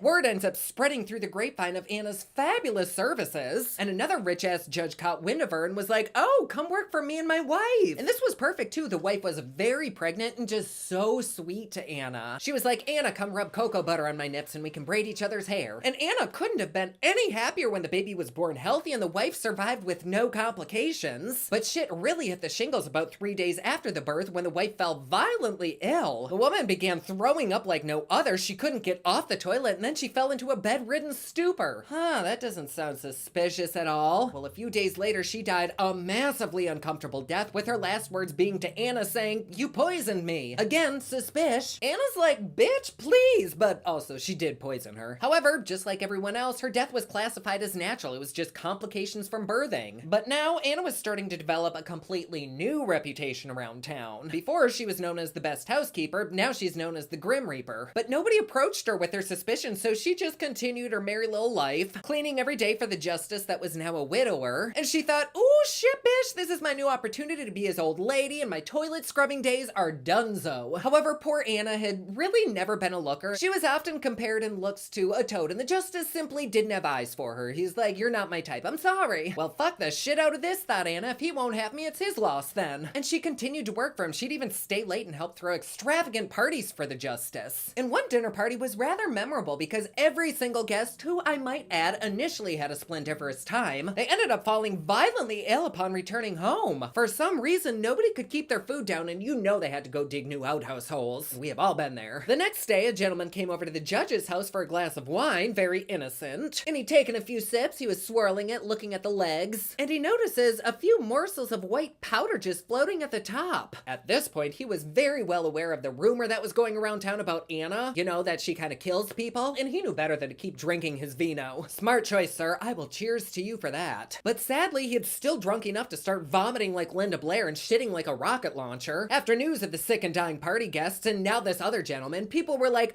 okay, this is more than a coinky dink. But the judge is like, no, something must be going around. It must be the flu. People stopped coming to visit the judge altogether, but oddly enough, individuals in the household began falling ill. Curious. Can we say suspicious? First was the kitchen maid, who immediately became sick after drinking a cup of coffee Anna had made her. Like, really, Anna, could you make it any more fucking obvious? But yet again, nobody really blamed Anna because they hadn't seen her actually do anything. And then after the incident with the kitchen maid, a whole month passed, and the town started to forget about all the people that had been poisoned. So the judge is like, flu's over, bitches, party at my house, woo! And it was a grand old party with tea and cakes and wine and beer. Lots of laughing, lots of singing, lots of vomiting and diarrhea. Literally every guest, including the judge himself, ended up throwing up all over the ballroom. It was like that bloody scene in Carrie, just everywhere, but with vomit. A pile of poo over there, a pile of dinner over there. A dinner that had been extremely delicious and cooked by the one and only Anna. People are saying that clearly this bullshit was caused by Anna. Like, wake the fuck up, judge. Well, people started connecting all of these deaths that Anna had witnessed and realized that she had done way more than just witness them. Bitch caused them. Literally everyone in the city came up to the judge and was like, fire that Anna lady's ass. And Anna was in utter and complete shock when he did just that. Like, she still had hopes of swaying his love. She may not be beautiful, but she can still be everything that he needs. What that mouth do, honey? But no such luck. So on her final day before she left her duties, she decided to do a few last minute chores before grabbing her coat and peacing out. She grabbed the salt box from the kitchen cellar, brought it up to her room, and then put it back. And the kitchen maid Barbara watched her do this and was just perplexed because this shit was her job. Why is Anna filling the salt box? She doesn't even work in this department. Someone call HR on this lady. Well, then Anna made good old Barbie and another maid a cup of joe, gave the judge's 5-month-old some milk and a cookie, and made her jolly way off to the next adventure like she were fucking Mary Poppins. Well, after both the maids and the baby grew deathly ill, it was more than obvious that Anna was like 100% the culprit behind all of the sicknesses. The maids ended up making a full recovery, but the poor baby died the same way the others had. The judge, who's like fucking blind to everything it seems, is like, what in the actual hell is happening? Is this place haunted?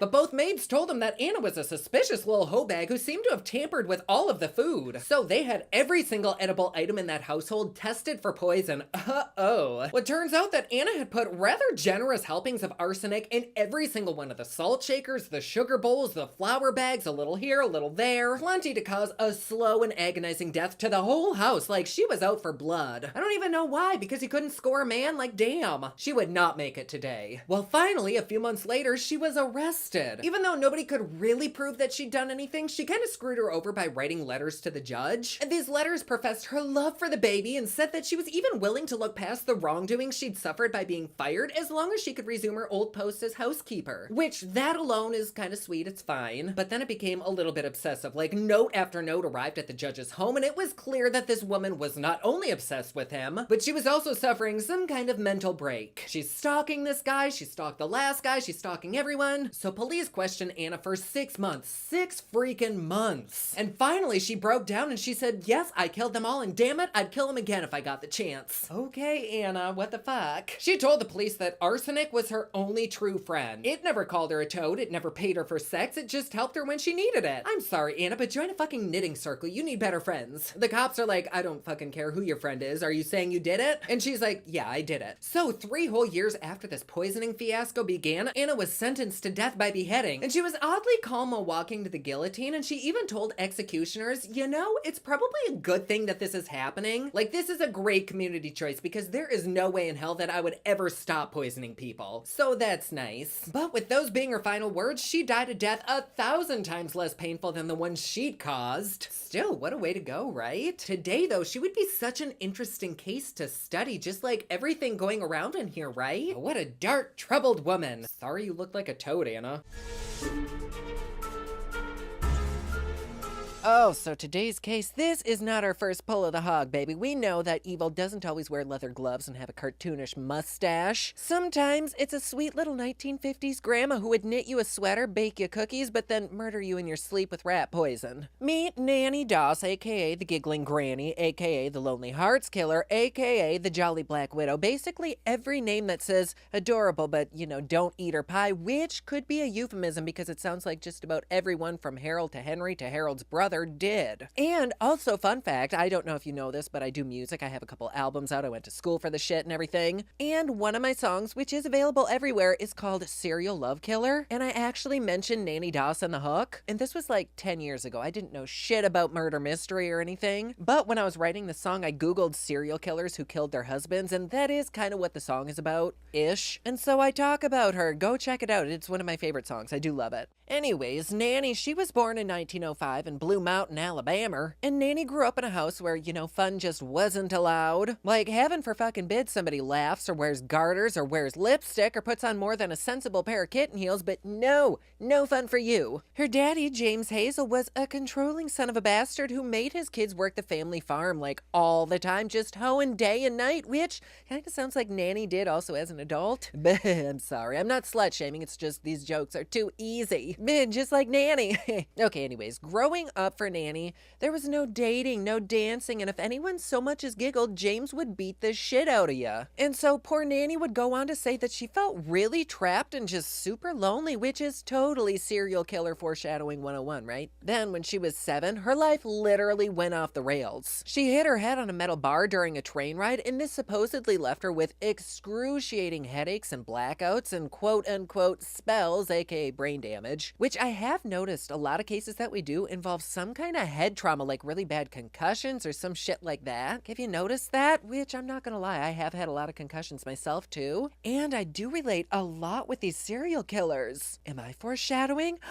Is Bailey Sarian gonna do a case on me one day? Honestly, goals. No, not really. I'm totally joking. But combine that kind of severe head injury with trauma, like Martha Stewart couldn't even concoct a better recipe for a serial killer. So Miss Thing just did what she could. She grew up dreaming of romance novels and happy endings. I mean, me too. We love a good moist happy ending. Giggity. But she just wanted the kind of man who would kiss her hand and say things like, "Oh, darling, mon amour, enchanté." But her reality was just shoveling pig slop in the Alabama heat and working factory jobs. So by 14, she was desperate for any kind of escape, like she would do freaking anything. And escape came wearing overalls and a really bad attitude. This is when Charlie, a co-worker at the linen factory, waltzed his testes into her life like a plastic bag floating in the wind, or whatever Katy Perry said. Oh, she thought she'd found love. Nothing made her oyster moister. And her dad was thrilled from tit to taint because she found a man to get her ass out of his house. So they married weeks later, which is always a great idea. I think Elvis even had a song warning against rushing in, didn't he? Like, listen to the king, damn. Well, let's just say her new life kind of made her old life at the farm look like Paris Hilton's yacht. Charlie, unbeknownst to Nanny, was a raging alcoholic and his mom lived with them, which is also a really great idea, because nothing invigorates the marital headboard pounding quite like knowing one's mother-in-law is practically respiring through the adjoining wall. So Nanny was now trapped between a drunk husband and a mother-in-law who hated the shit out of her. Like, really, she did not like Nanny. And Nanny at this point was only like 16 or something, so she decided, fuck this horse shit, and bolted. And Charlie would later say that Nanny was the purtiest, but also the meanest lady he'd ever known. And fortunate for him, he was the only hubby that she'd shack up with that didn't end up buried in the ground. Cheers for him, I guess. Ooh.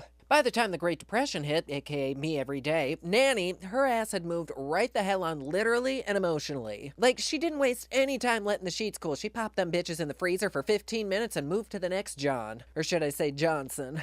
And she would bounce between relationships the way people collect Pokemon. And the darndest thing was happening. Each relationship would mysteriously end in death and insurance payouts. And she was very efficient with it, too. She had a whole plan laid out. She'd meet a man through the Lonely Hearts column, she'd marry them really quick, feed them pie or stew laced with arsenic, which was very popular at the time. Like, everyone was doing it, and then she'd collect the insurance money and giggle her way to the bank. She'd make arsenic cherry pie, arsenic Long John donuts, arsenic cream pie, giggity, poison coffee, and then boom, right after their last little shag fest, she'd serve them a little snickety snack to get their blood sugar back up, and they'd end up in cardiac arrest. Of course, she swore up and down that they died because her pootie had tang, but hindsight is a hell of a thing. So by 1940, Nanny was strutting her fanny and playing up the whole badass grandma shtick. She had that floral dress, those wire-framed glasses like Mrs. Doubtfire, and a sweet smile, but most importantly, she had mastered her formula for murder. She'd write these men sweet sugar-coated letters, tell them how she'd rouge her knees and could make any bed frame fall apart in one freaky-deaky evening. And these men were freaking hooked. I mean, they were men, it didn't take much. And every single one of them she would just schmooze out and put the cream cheese in their ham roll-up. She she'd say, "Oh, honey, you seem like the kind of man I could grow old with, really let them titties sag," which, of course, they never got that far. One of her victims in this era was Arlie Lanning, husband number,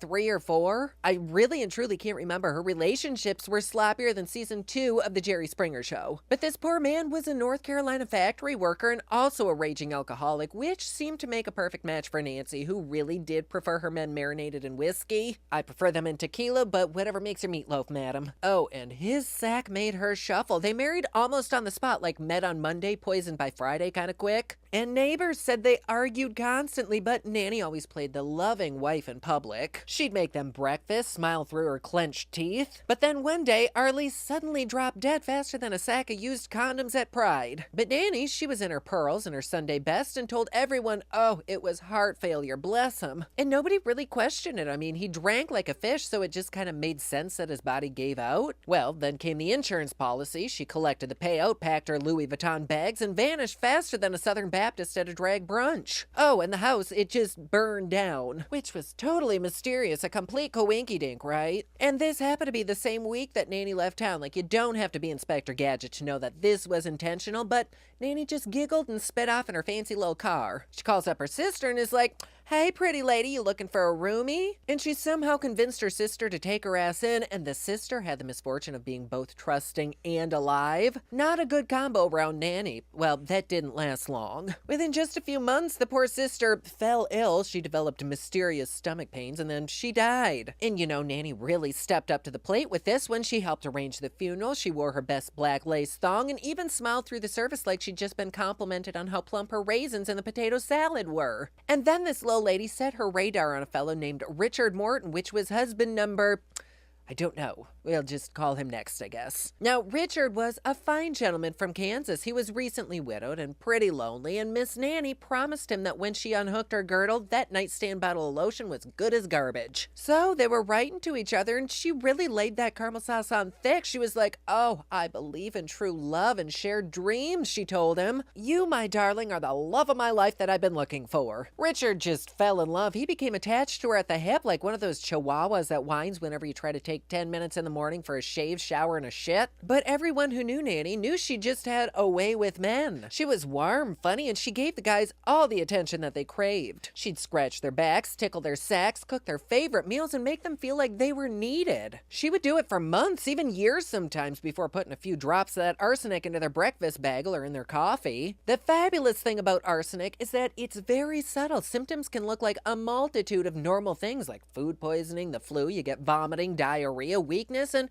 nobody's really suspicious about any of that shit, literally. So when anybody does get a little bit suspicious, it's already too late. So Richard died of the flu, case closed. Nanny collected yet another big-ass payout and literally moved on before the body was cold. And you'd think someone would go, "Huh, that's interesting. Every man she's with ends up dead." Not only that, but every house she's left mysteriously burns down or was sold for a huge profit. But this was mid-century America, where you could literally do just about anything and most likely get away with it. And the idea that this sweet, lovable grandma would do anything bad was just ridiculous. Well, then came her final act, her piece de resistance of poison, Samuel Doss, whose name she died with. I mean, fuck me, her driver's license must have been an inch thick from all the new name change labels put on it. Now this guy, and none of them really deserved it, but this guy, he was actually a really good man. He was a minister from Oklahoma and really the kind of man that Nancy swore she wanted all along. She was waiting for this. In fact, when she saw him, her kitty purred like one of Joe Exotic's tigers. He was respectable, clean, and very cautious. In fact, he even made her sign an agreement that if or when they got married, she wouldn't touch his Skrilla. No mala for mama. Smart cookie, that one.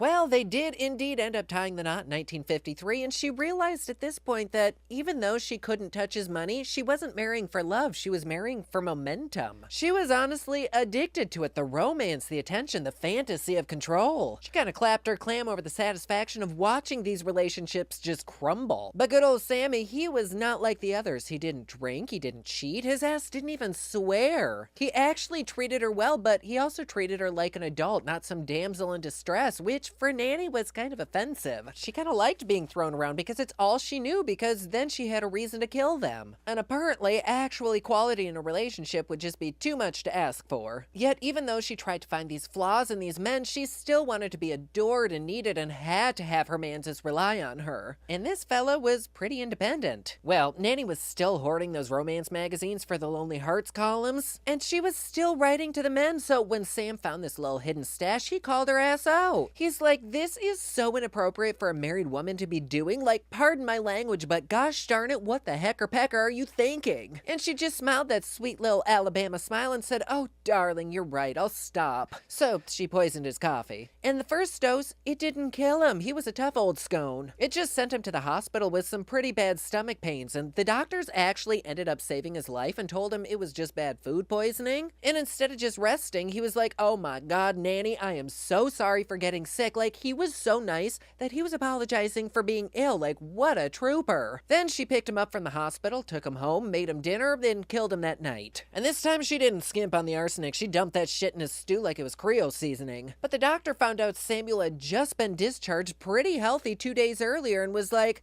well, that shit is suspicious. We'll take a suspicious shot for that one. Oh, look, my drink is magically full again. The doctor ordered an autopsy, the first one ever performed on any of Nanny's victims, and holy shit, it was a full-on arsenic fireworks show. Sam's organs were loaded with the stuff, enough to kill like 10 men. Wait a second, can you see my forehead wrinkles? I worked hard to paint those on. Can we see them? No? Maybe? Well, Nanny's little giggles didn't save her this time. The police came a-knocking and they were expecting to question a grieving old widow, but instead they got freaking Betty Crocker. They hauled her ass into the station and put her in a teeny tiny interrogation room. The detective was like, Miss Doss, your husband's death seems, a little bit suspicious. She smiled and her tone was simply dripping with molasses, and she said, oh, honey, there's nothing unusual about a man dying in a warm, cozy home. Detective Ed leans forward a little bit more and is like, well, the coroner found enough poison in him to kill a small town. And then she blinked, tilted her head, and said, well, I suppose the Lord used me as his instrument. And then she laughed. She giggled. The police looked at each other, and they immediately knew this situation was a little bit more than fucked up. Because this lady, she wasn't nervous. She wasn't denying a thing. In fact, she seemed to be enjoying herself. She talked excitedly like she was about to have a one-night stand with Dean Martin, not like she was being interrogated for murder. Over several hours and several cups of coffee that fortunately Nanny did not make, she finally started talking, and once she started, she didn't stop. Her mouth turned into the ass of every man she poisoned, just everything coming out at once. She confessed to killing 11 people, then later 12, then 13, and by the end of the night, the cops couldn't even keep count. She was saying how she killed her husbands because they didn't live up to her expectations. She killed her mom because the bitch was mean, her sister because she was annoying, her grandson because he cried too much. In each confession, she laughed after it. She'd be like, oh, I just wanted peace and quiet, and then laugh a little more. She'd say, but oh, they made such a fuss when they were sick, and then laugh again. Like this was some kind of inconvenience that they were reacting to her poison. At one point, the cops were like, lady, do you realize how many people this is? And she just smiled and said, oh, sugar, I never do keep a proper count. Of course, the media ran with this shit. It was the hottest thing since radium cream. They were saying things like Granny of Death and laughing her way to hell. She became a media sensation, the 1950s version of true crime TikTok. People were freaking fascinated. I mean, you know how they are. We're here right now, aren't we? And you could hardly blame them. This was a sweet old lady that everyone would trust, who probably made the best tea and sugar cookies, who just confessed to being a serial killer. People suddenly realized you can't trust nobody. She didn't really fit the Jello mold of what everyone thought. She wasn't cold and calculating like a mobster. She wasn't deranged like a wide-eyed killer. She was pleasant. She'd offer reporters tea. She'd laugh and tee-hee during interviews, and one journalist even made a note saying that it was like chatting with your grandma. She'd pose for photos and smile like she was on the cover of Better Homes and Gardens, and people freaking loved it. Psychologists later determined that Nanny's behavior was what we'd now call narcissistic, attention-seeking, and emotionally manipulative. They realized she didn't kill for them dollars, she killed for control because she'd spent her entire life powerless under her father, under her husband's, under social expectations. This whole killing gig gave her the one thing she'd been denied her whole life: autonomy. Damn, girl, just go into politics like the rest of them. Shit. She decided who lived, who died, when it was time for peace and quiet. And when she was telling the cops about her methods, it wasn't gruesome, it was almost sweet. Like she was dusting powdered sugar on apple pie. When the state did finally charge her with murder, she didn't even protest. There was no denying what she'd done. She knew she wasn't gonna get away with it, so she signed the confession with a little giggle, looked up and said, "Now you boys can stop worrying, I'll never hurt another soul." And then of course she pled guilty to the murder of her last husband, Samuel Doss, and she was sentenced to life in prison, no parole, no arsenic pie, no more Lonely Heart shenanigans. When the judge asked if she had anything to say, she smiled and said, "I'd like to thank the jury, you've all just been so lovely," like she was accepting a Grammy or something. Granny accepting a Grammy, huh? In prison, no shock, she became really popular, kind of a little bit of a celebrity. Reporters still sent her letters, fans sent her cards, and the guards said she was just the most charming little lady they'd ever known. She ended up dying of leukemia in 1965 after 10 years behind bars, and somewhere you just know her ass giggled one last time. And that, my friends, is the case of Nanny Doss. Glenn Engelman, have you heard of this guy? At first I was gonna say, have you heard of this creep? But he actually wasn't a creep. He was very, very personable, a true sociopath. It's what he did behind the scenes that really made this dude terrifying. Good old Glenny boy was born in St. Louis, Missouri in 1927, same year as me, praise be for injectables. But for 30 out of his 72 years, he was a complete fucking nightmare. Or maybe I should say a terror, because as you'll soon find out, he was actually very well loved. Maybe a little bit too well loved by the ladies, if you know what I'm saying.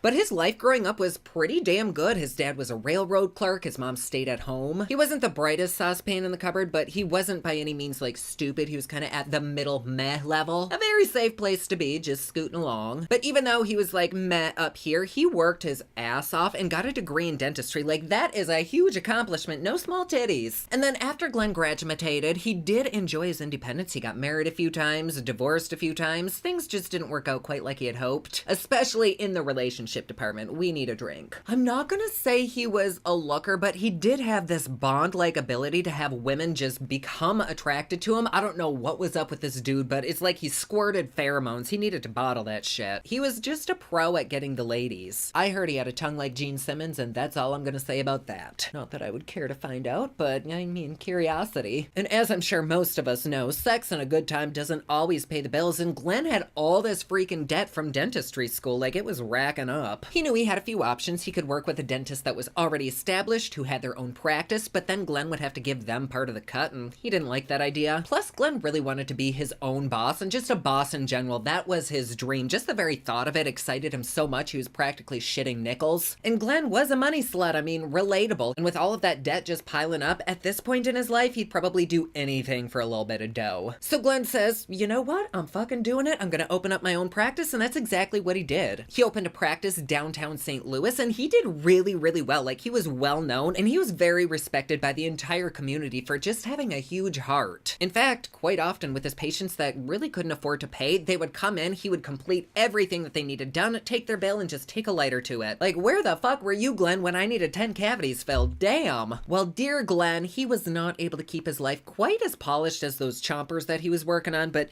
that's getting ahead of ourselves. Hold on, let's back it up. So, St. Louis, mid-1900s, it's very well established. Everyone is so friendly. The community is just very, very tight-knit. The neighbors are close. You know, if you need a cup of sugar or a pack of gelatin, they got your back. The roots really did run deep, and yes, that is a tooth pun. Anyone in St. Louis who had a tooth issue, they knew to go to Dr. Glenn. He was the man. Ladies' man. So I guess Glenn was very, very gentle, very soft-spoken. He would take the time to listen to his clients. He'd chat with them about their grandkids. He basically did everything but heat you up a hot toddy, which honestly, if you asked him, he probably fucking woulda. Glenn was just really well liked in the community, and for all the right reasons. You know, he blended in, he was humble, he was the kind of guy that you trust grilling your meat at a cookout. Which, as we already know, he did have a way with meat. Cheers to you, Glenn. Beat that meat, Glenn. Anyways, dude loved his community, even though the community itself was having a few problems. Nothing serious, just a few bombs. No, it was serious, like people fucking died. I guess there was a huge turf war between two mafia families, and they were leaving this huge long-ass trail of death and destruction, which really doesn't sit too well with people looking outside in. I suppose it probably doesn't look good for the people inside looking out either. But word was spreading that all of these incidents were happening. Even the people who lived there, they didn't want to be there anymore. And can you blame them? Like, the whole city around them is burning, and at one point it got so dangerous that it was dubbed murder capital of the country. Like, bitch, get the hell out of there. One moment, I'm shiny, I need a little bit of powder. So, families are leaving by the dozens, and now his clientele, the middle class, they're just too scared to exist in this city. So now, because everyone is fleeing, everything becomes really run down, the value and the price of the city just plummets, and suddenly his clientele went from high-paying customers with a few freebies peppered here and there to all freebies with no paying customers. People just couldn't afford Glenn's services anymore, so unfortunately his business kind of hopped on the struggle bus. What was happening was literally the exact opposite of what Glenn was hoping would happen. Like, he was supposed to be rolling in cash. He's like, it's my money and I need it now.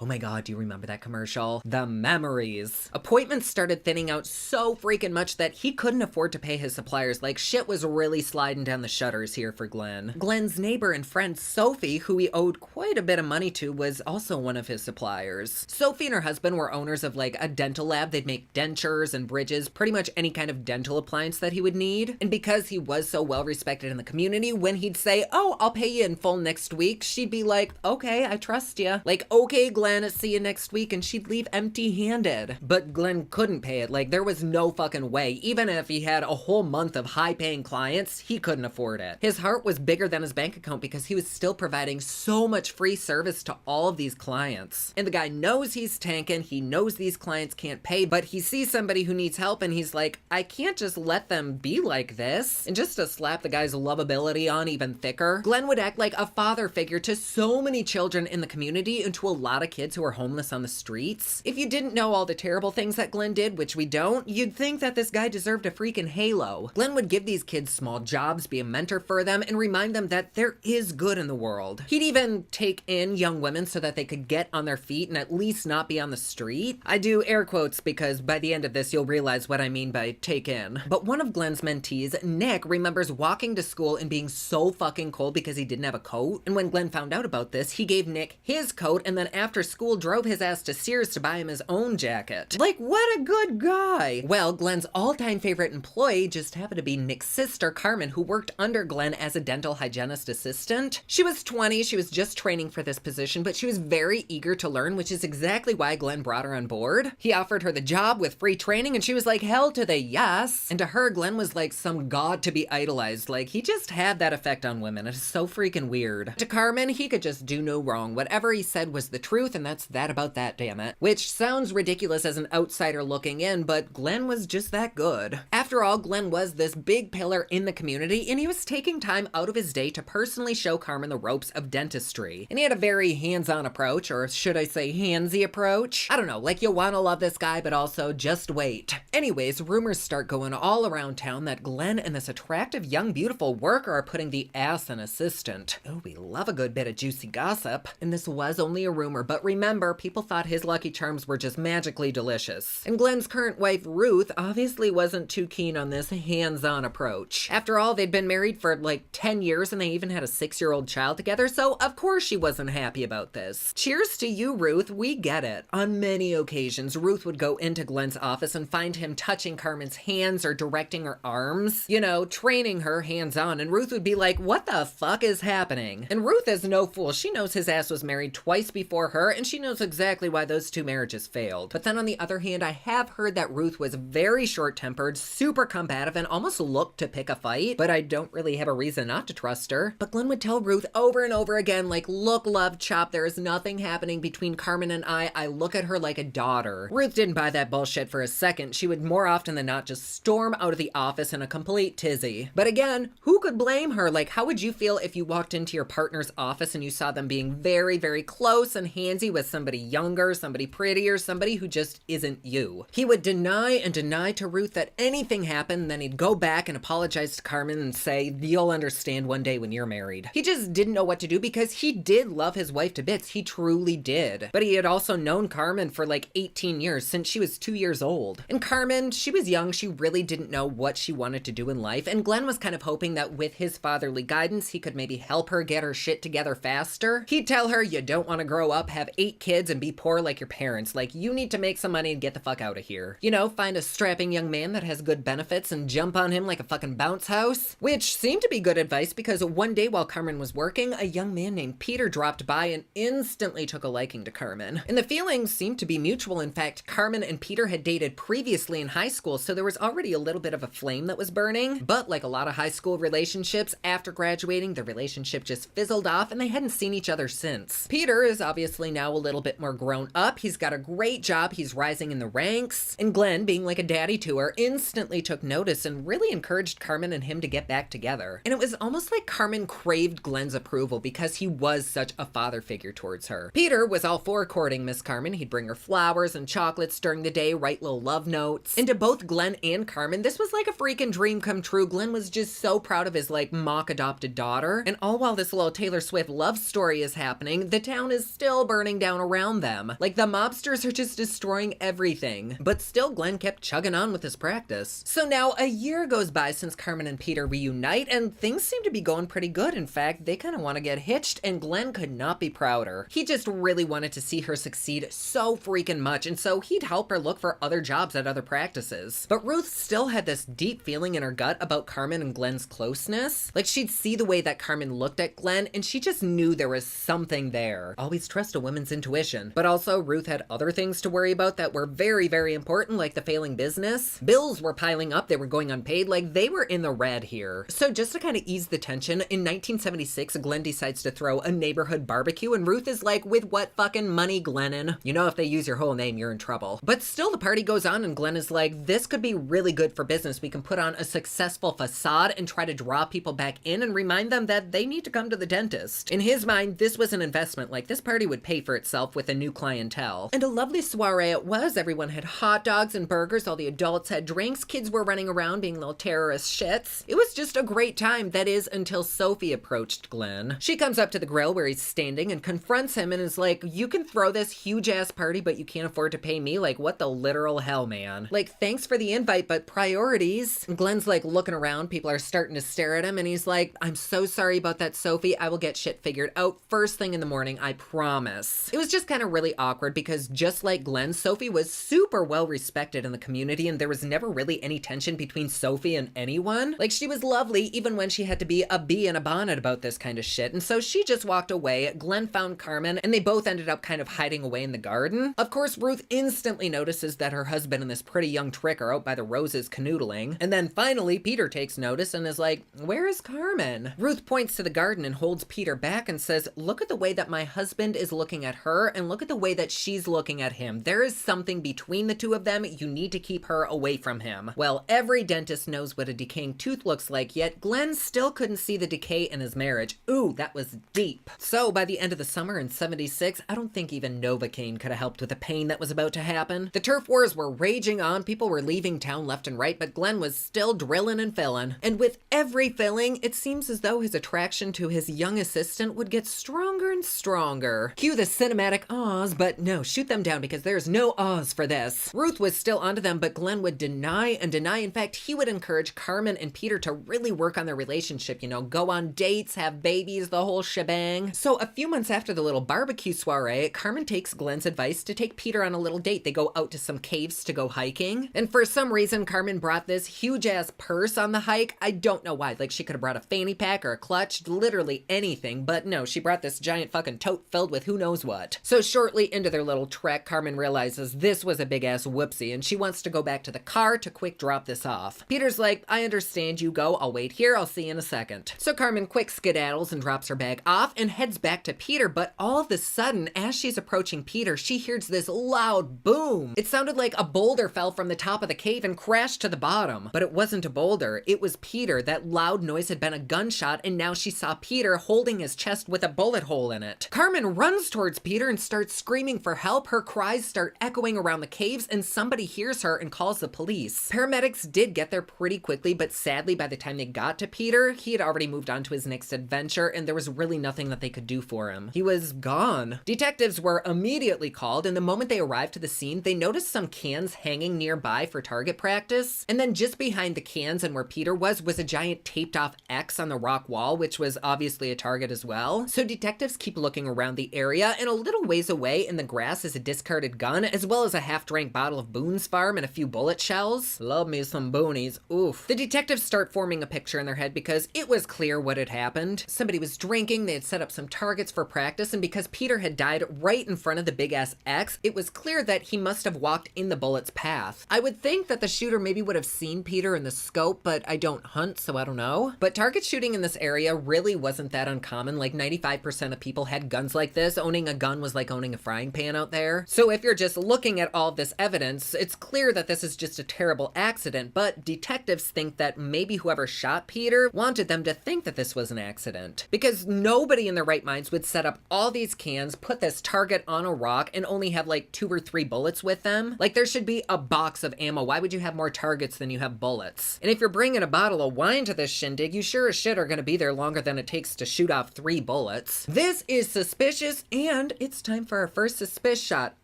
See, unlike last week, I have a whole shaker here. You're not gonna leave me dry this time. Adding to the suspicion, this gun did have a scope which could be used for long-range shooting, so why were the targets set up like 50 feet from the gun? That doesn't make sense. Like, you can shoot a long-ass ways. That is, unless your target is moving and you're shooting to kill. Maybe that should be a little suspicious too. Investigators think, maybe we're dealing with a murder, not an accident. So the police bag up everything and send it off to a lab for testing. Police then take Carmen to their car to try to calm her down and get her side of the story. And in between her frantic tears, she's like, I took my purse to the car, I came back, and he was shot. That's literally all that she can contribute to this. She knows nothing more. Meanwhile, news of Peter's death starts circulating around town. News travels fast. Somebody calls Ruth, who calls Glenn. Glenn couldn't believe what his ears were hearing because Peter was literally perfect for Carmen. Like, he could not have wished a better person for her. He was crushed. Just like that, the love of her life, this man she adored, was just gone. Ruth sympathizes, but she knows how close Glenn and Carmen are, and she says Carmen is getting support from her own friends and family. You stay the fuck away from her, Glenn. At this point, Ruth wasn't just suspicious of the interaction between this girl and Glenn, but she was actually suspicious of Carmen herself. Like, she was getting some weird vibes off of her. Ruth was like, there is something off about Carmen. Like, she just did not like it. After Ruth tells this to Glenn, Glenn instantly jumps up and is like, she just lost her husband, I have to be there for her. But Ruth just sees this as more of a bonding experience for the two of them. Glenn's like, what you're thinking, Ruth, is very, very inappropriate. It's not like that. I have to go comfort her. Bye, Felicia. And Ruth is like, no, what's inappropriate, Glenn, is you jumping up to go play daddy with this girl when you won't even take the time out of the day for your own relationship. Glenn pretty much says, fuck off, Ruth, deuces, I'm out of here, and he goes and comforts Carmen. Meanwhile, Carmen was hauled off to the police station for questioning, where she was telling police officers that Peter really didn't have any enemies. She had no clue who would have any kind of motivation to kill him. So Carmen is released and runs right back to the other man in her life, Dr. Glenn. Glenn does try his best to console her, but obviously she's very shaken, as anybody would be. And within a few days, the lab results come back and they confirm that the gun found at the crime scene was indeed the one that killed Peter. But what's weird is that the serial number on the gun shows that it was stolen during a burglary a few months prior. But get your suspicious shots ready, honey, because they also find that the gun, the bullets, and the wine bottle had all been wiped clean of fingerprints. Ooh, suspish. So this tells you that whoever the fuck shot Peter knew what the fuck they were doing. They knew about the law enforcement practices, fingerprinting, and all that jizzy jazz. So they were basically looking for somebody who had a criminal background. But also, like, who the fuck would want Peter dead? He's like this innocent little mouse who did no wrong. He just wanted to make his wife happy. And the police had so little to go off of, so they started looking at all the organized mafia crime that was happening around town. But they couldn't find any connections to the mafia. It was like this random act of violence. But what they did find was that these two supposed lovebirds, Carmen and Peter, were having a few troubles in paradise. Neighbors would tell the police that almost every day some sort of argument would erupt from inside their house and everyone around the neighborhood could hear it. Like, close your damn windows, Becky. So police start questioning anybody who knows Carmen, including Glenn, who of course spoke very highly of her, but really wasn't that helpful. In fact, Glenn was kind of doing anything but answering the investigators' questions. It was kind of like he was enjoying being questioned, like he knew something that he didn't want to tell them, and he liked that he had that little bit of information, like he was getting off on it. The police would say, is there anything suspicious about Carmen? And Glenn would say, you know, I helped Carmen's parents with their teeth too. They both had bad gum disease. And police were like,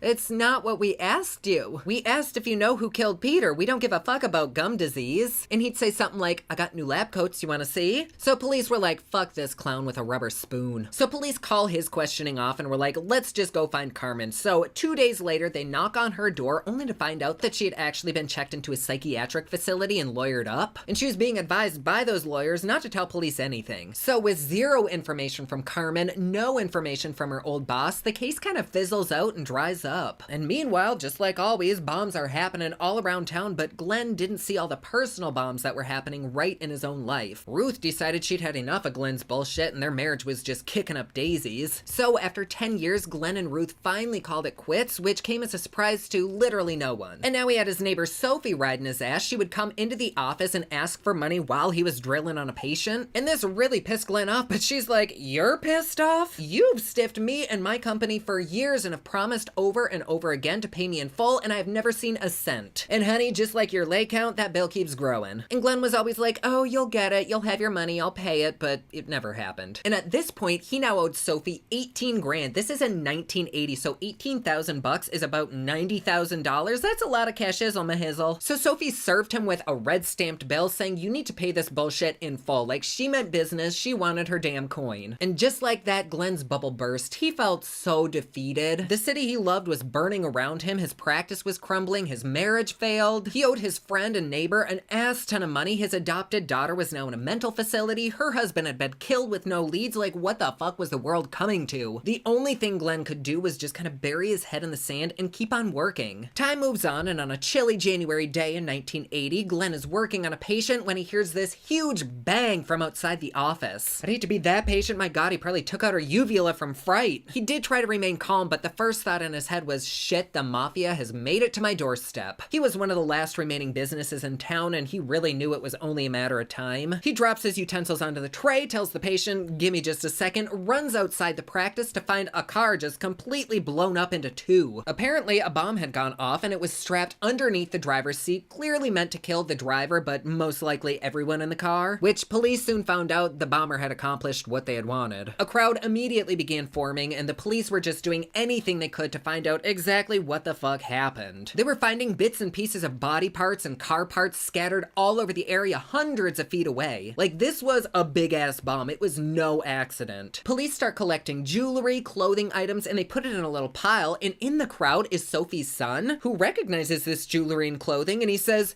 this is my mother. I just can't. That is like mind-numbingly awful. It literally makes me like tear up thinking about that. Like, how traumatic. Not only because of the clothes, but because he could see body parts everywhere. Like, fuck, man. Investigators recognize that this crime is almost exactly like what's been happening around the rest of the town, but they don't understand any kind of connection between her and what's been happening. Because Sophie had no ties to the mafia, no criminal background. This just looked like a random ass attack. But they knew that that's not how this shit worked. Like, there has to be a reason. Well, apparently, like 3 weeks earlier, Sophie had gone into her garage, and just before stepping in, she happened to notice a damp trash bag just sitting next to the door. When she peeks inside the bag, she notices that it is a smoking, sizzling bomb that hadn't completely gone off because it had gotten wet. If it had been dry, the bomb would have easily taken out both the garage and Sophie along with it. She immediately went to the police and filed a report, but not much could be done because this was such a common occurrence now. Like, how fucking sad is that? I'm sorry, but if that happened to me, I don't care what connections or ties I have to that community, I am hauling ass and putting a state line between me and that city. Just fuck all that noise. Come to find out, that kind of bomb was the same type of bomb that would blow up Sophie's car about 3 weeks later. So obviously, this wasn't a mishap, it was clearly an attack. And whoever was doing all this bombing was very knowledgeable. I think with the garage bomb, the bomb had been attached to the door handle, so when she opened it, it would explode. And whoever put the bomb in the car put a device under the tire so that when the tire would roll and hit the device, it would trigger the bomb to explode. But back when the garage bomb happened, Sophie instantly knew who it was, and she confided in her son. She said, this is Glenn, and if anything happens to me, look towards him. Like, he is gonna be the death of me. And I know her son never ever doubted her, but this certainly wasn't the easiest to believe. After all, he was such a high tier in the community. People loved him. The town is changing for the worst, and he is the one stable thing that is still standing. But she said, this is how I'm gonna die. It's not gonna end well. And Sophie only thought this because about 6 months earlier, she'd been forced to file a lawsuit against Glenn for all of the money that he owed her. And then 6 days before the trial began, she was dead. This is suspicious. Well, Glenn always wanted to be number one at something, and he finally got it. He was the number one suspect. But he was actually very willing to help. After all, they were neighbors, they were still friends. He was like, any information I have, I will let you know. He'd tell police she was a tough cookie, but a sweet cookie nonetheless. I don't know why he kept comparing her to a cookie. I think he was just hungry. He was very compliant with investigators, but once again, he would kind of deflect their questions, which really didn't sit well with them. Like, could you draw a bigger target on your head, Glenn? Like, he was willing to help, but he was really arrogant about it, like super sure of himself and almost proud that he knew something that they didn't.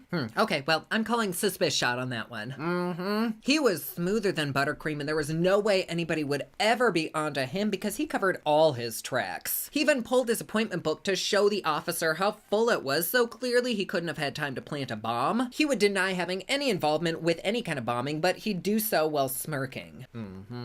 Okay. He just liked the attention of being a suspect. It was thrilling, but he wasn't the least bit helpful. So detectives say to themselves, okay, he's not going to tell us the truth about himself, so we're going to go to the one person that has the most dirt on him, his ex-wife, Ruth. And Ruth, one would figure she'd be chomping at the bit to spill the dirt on him. But no, Ruth actually didn't want to talk. She kind of slammed the door in their face the first time they approached her. If I were Ruth, I'd be screaming those fucking secrets from the rooftop, writing into Reader's Digest, telling everything. But no, she kept quiet, which kind of made things even more suspicious. Another suspicious shot! So, by now the investigators know some bullshit is up, so they swing back around to Ruth's house, and this time she's like, okay, I'll talk to you, come in quick. And they found out she wasn't scared of the cops, like, she didn't care about them, she was scared of Glenn. Oh, snap. She's like, the dude is a fucking psycho, and I'm scared that I'll be his next victim. The cops are like, they gasp, what did you say, Ruth? She says, yeah, I have no interest in being his next victim, he has all the connections. The cops look at each other and are thinking, what the hell is she on? Like, has she been sticking her head in the oven?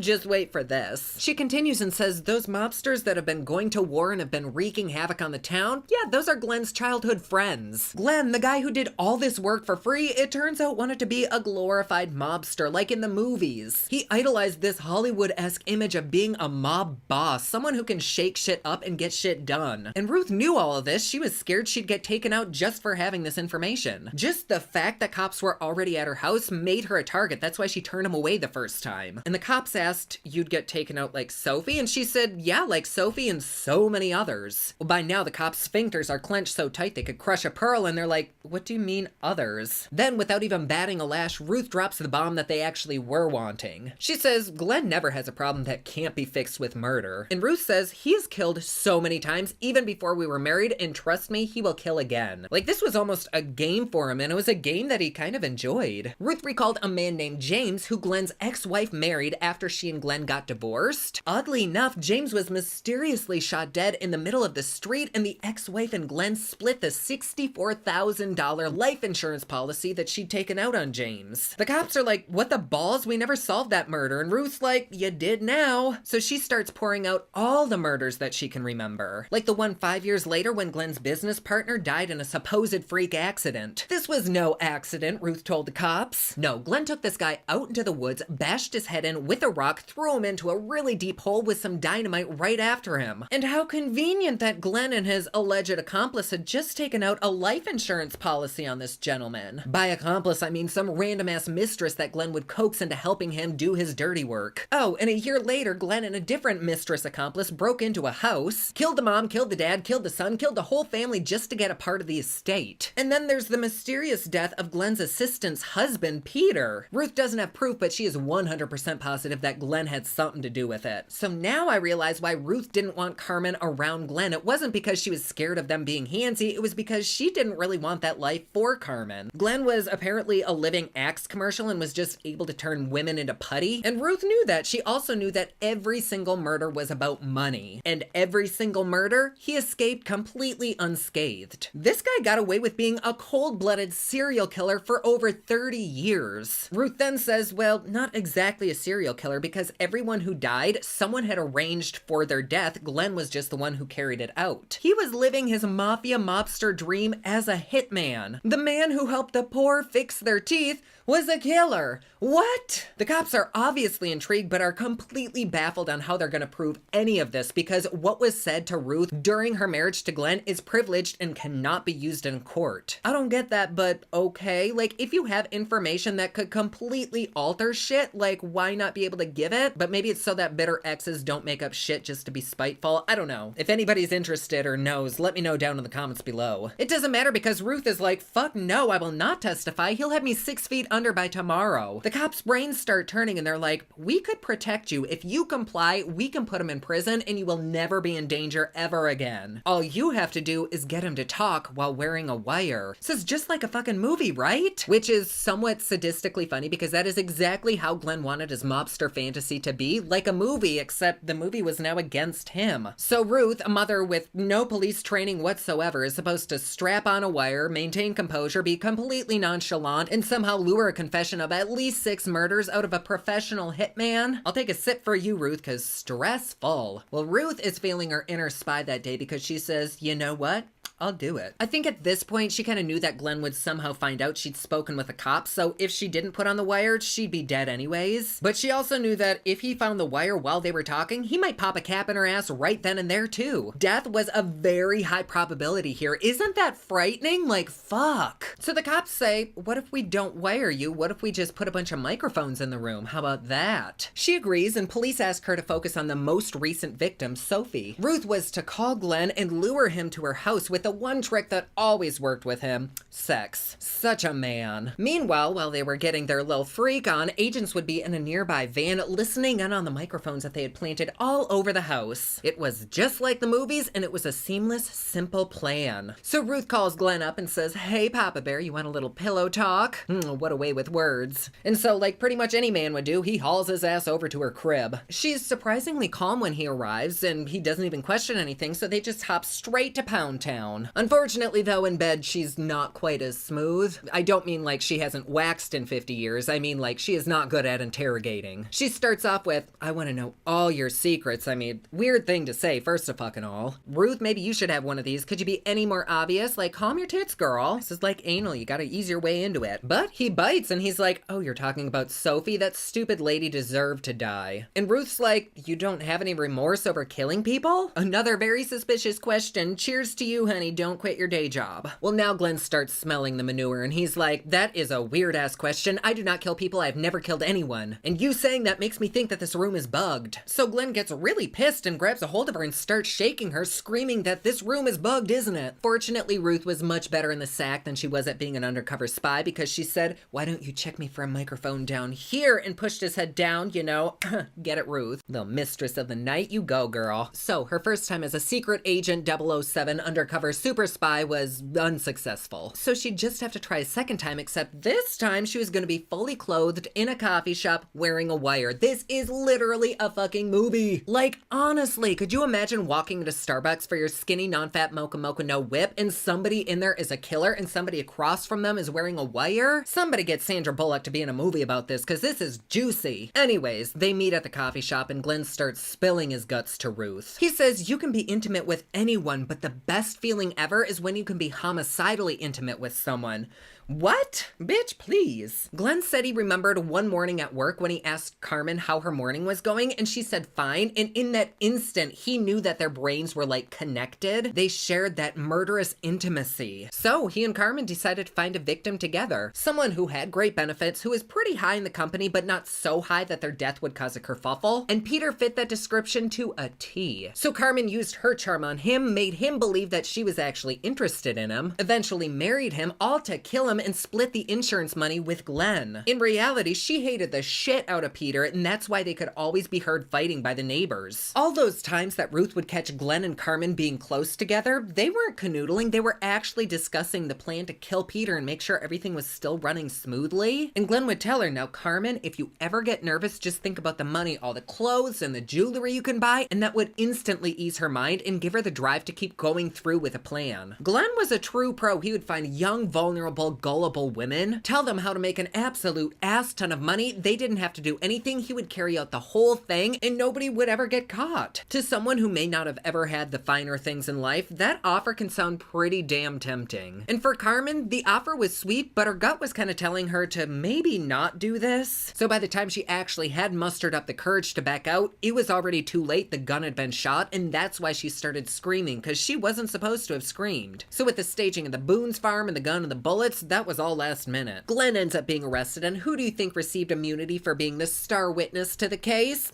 Carmen, who had only paid Glenn $10,000 out of the $75,000 life insurance policy on Peter. Like, she made out like a bandit. And this is still in 1980 when Glenn's trial starts, and it takes jury just 10 days to convict him of the murder of Sophie. 5 years later, he'd confessed to the murder of the whole family for part of the estate. I guess the parents had given their son, Robert, his share, which I guess equated to like $250,000. Robert married Barbara, who had previously had a little bit of a fling with Glenn and wanted in on his scheme. Barbara pretty much sought out Robert, got him to like her, took out a $190,000 life insurance policy on him, and hired Glenn to kill him and the family, and she cashed out on the insurance policy and made out with the estate. But I guess I'm just a little bit confused because Glenn was taking part in this killing that was driving his clientele out of the community, and so to earn more money, he'd then have to turn around and kill some more. And so he's not labeled a serial killer because he was only doing it for money. That is what a hitman is. It's not because you love killing, but a part of me wonders,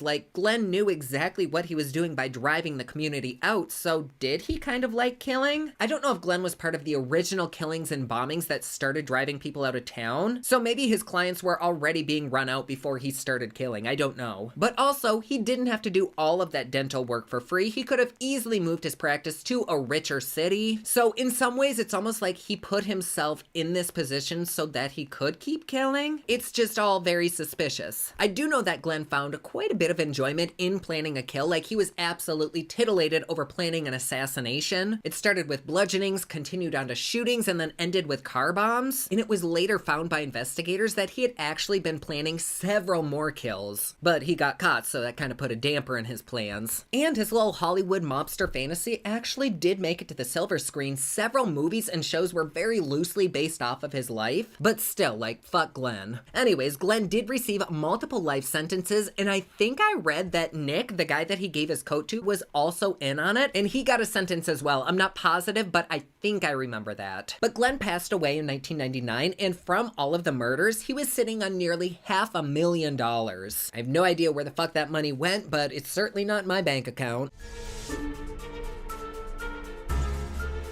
Today's Coldblood and Cocktails is extra scary because this was one of those killers who you never saw coming. Like, nobody suspected a damn thing. It's like diarrhea at the airport. It creeps up on you and then boom. But this guy was respected. He was very well dressed, charming, handsome, a fucking liar, but nobody knew that then. Now we've realized that it doesn't matter who you are. That head of the PTA, Janine, could have a body bag in the back of her Subaru. But back in the early 1900s, the thought of a normal seeming person being a killer, that's just preposterous. So who is this dude? Why, John Haig, aka the acid bath murderer. He was born all the way back in 1909 in England. Yes, this is another vintage case. And this guy John was kind of the black sheep of the family. He was brought up in a super religious house. I don't mean like a few crosses on the wall. I'm talking Bible verses are the only thing you communicate with, otherwise you'd be struck down by lightning. And for John, this extremism made his childhood really lonely. He couldn't play sports because that was a sin, and God forbid you ever left the religion. You were basically shunned for life. John's dad would tuck him in at night and be like, okay, don't forget, the world is a savage and evil place and you're going to hell if you think otherwise. Okay, good night, love you, bye. Like, how in the fuck is a child supposed to process that? And when John developed a blue mark on his head as a kid, he was scolded because clearly this was a sign that he'd somehow sinned. No, he should be more like his mom, who had no marks on her face and was pure as an angel. As if her ass didn't have a full stock of concealer in her nightstand. Cheers to that one. But John was told several times, if you sin, you'll get boils and welts all over your body, so don't fucking do it. Well, one day, John had been on the school playground and called another boy a mean name. Immediately, he felt shame because it's just a terrible sin to look somebody in the eye and call him a rat-faced little bitch. And he was waiting all evening for the boils to erupt or his flesh to fall off like a slow-roasted barbecue, but nothing happened. And so he was like, what the hell? Maybe it wasn't a big enough sin. So John would pull Susie's pigtails or steal a naughty magazine from the corner store and wait for the marks to appear. And son of a bitch, nothing happened. And come to think of it, nary a classmate showed any sign of being branded by the devil either. Even that skank Frank lunch lady Sandy, who we all saw grope the PE teacher at the school dance, had no mark of the devil. Like, come the fuck on. And John sat back and was like, mother of shit, I've been duped. And so now at a very young age, he was kind of conflicted with what his parents had told him versus this newfound reality, a reality that he quite liked. Because with this new world, he was now able to lie, and shit, he was good at it. So good, in fact, that he became a pathological liar. Like, if he was so good at it, why didn't he just take up acting? Become a theater queen? He'd misbehave in class, he'd eventually call the lunch lady a slutbag in front of the whole school, and then come home and tell his parents a bald-faced lie to wriggle out of it. And on the rare occasions where he would get caught, oh, his mama would beat him good. She'd whack the back of his hands with the bristle end of a hairbrush, and I'm not saying that he liked it, but he definitely didn't not like it. Not the pain part, that was torture, but the end result with the blood trickling down his hands that he could lick up, oh, that was heaven. Can we get a suspicious shot for that?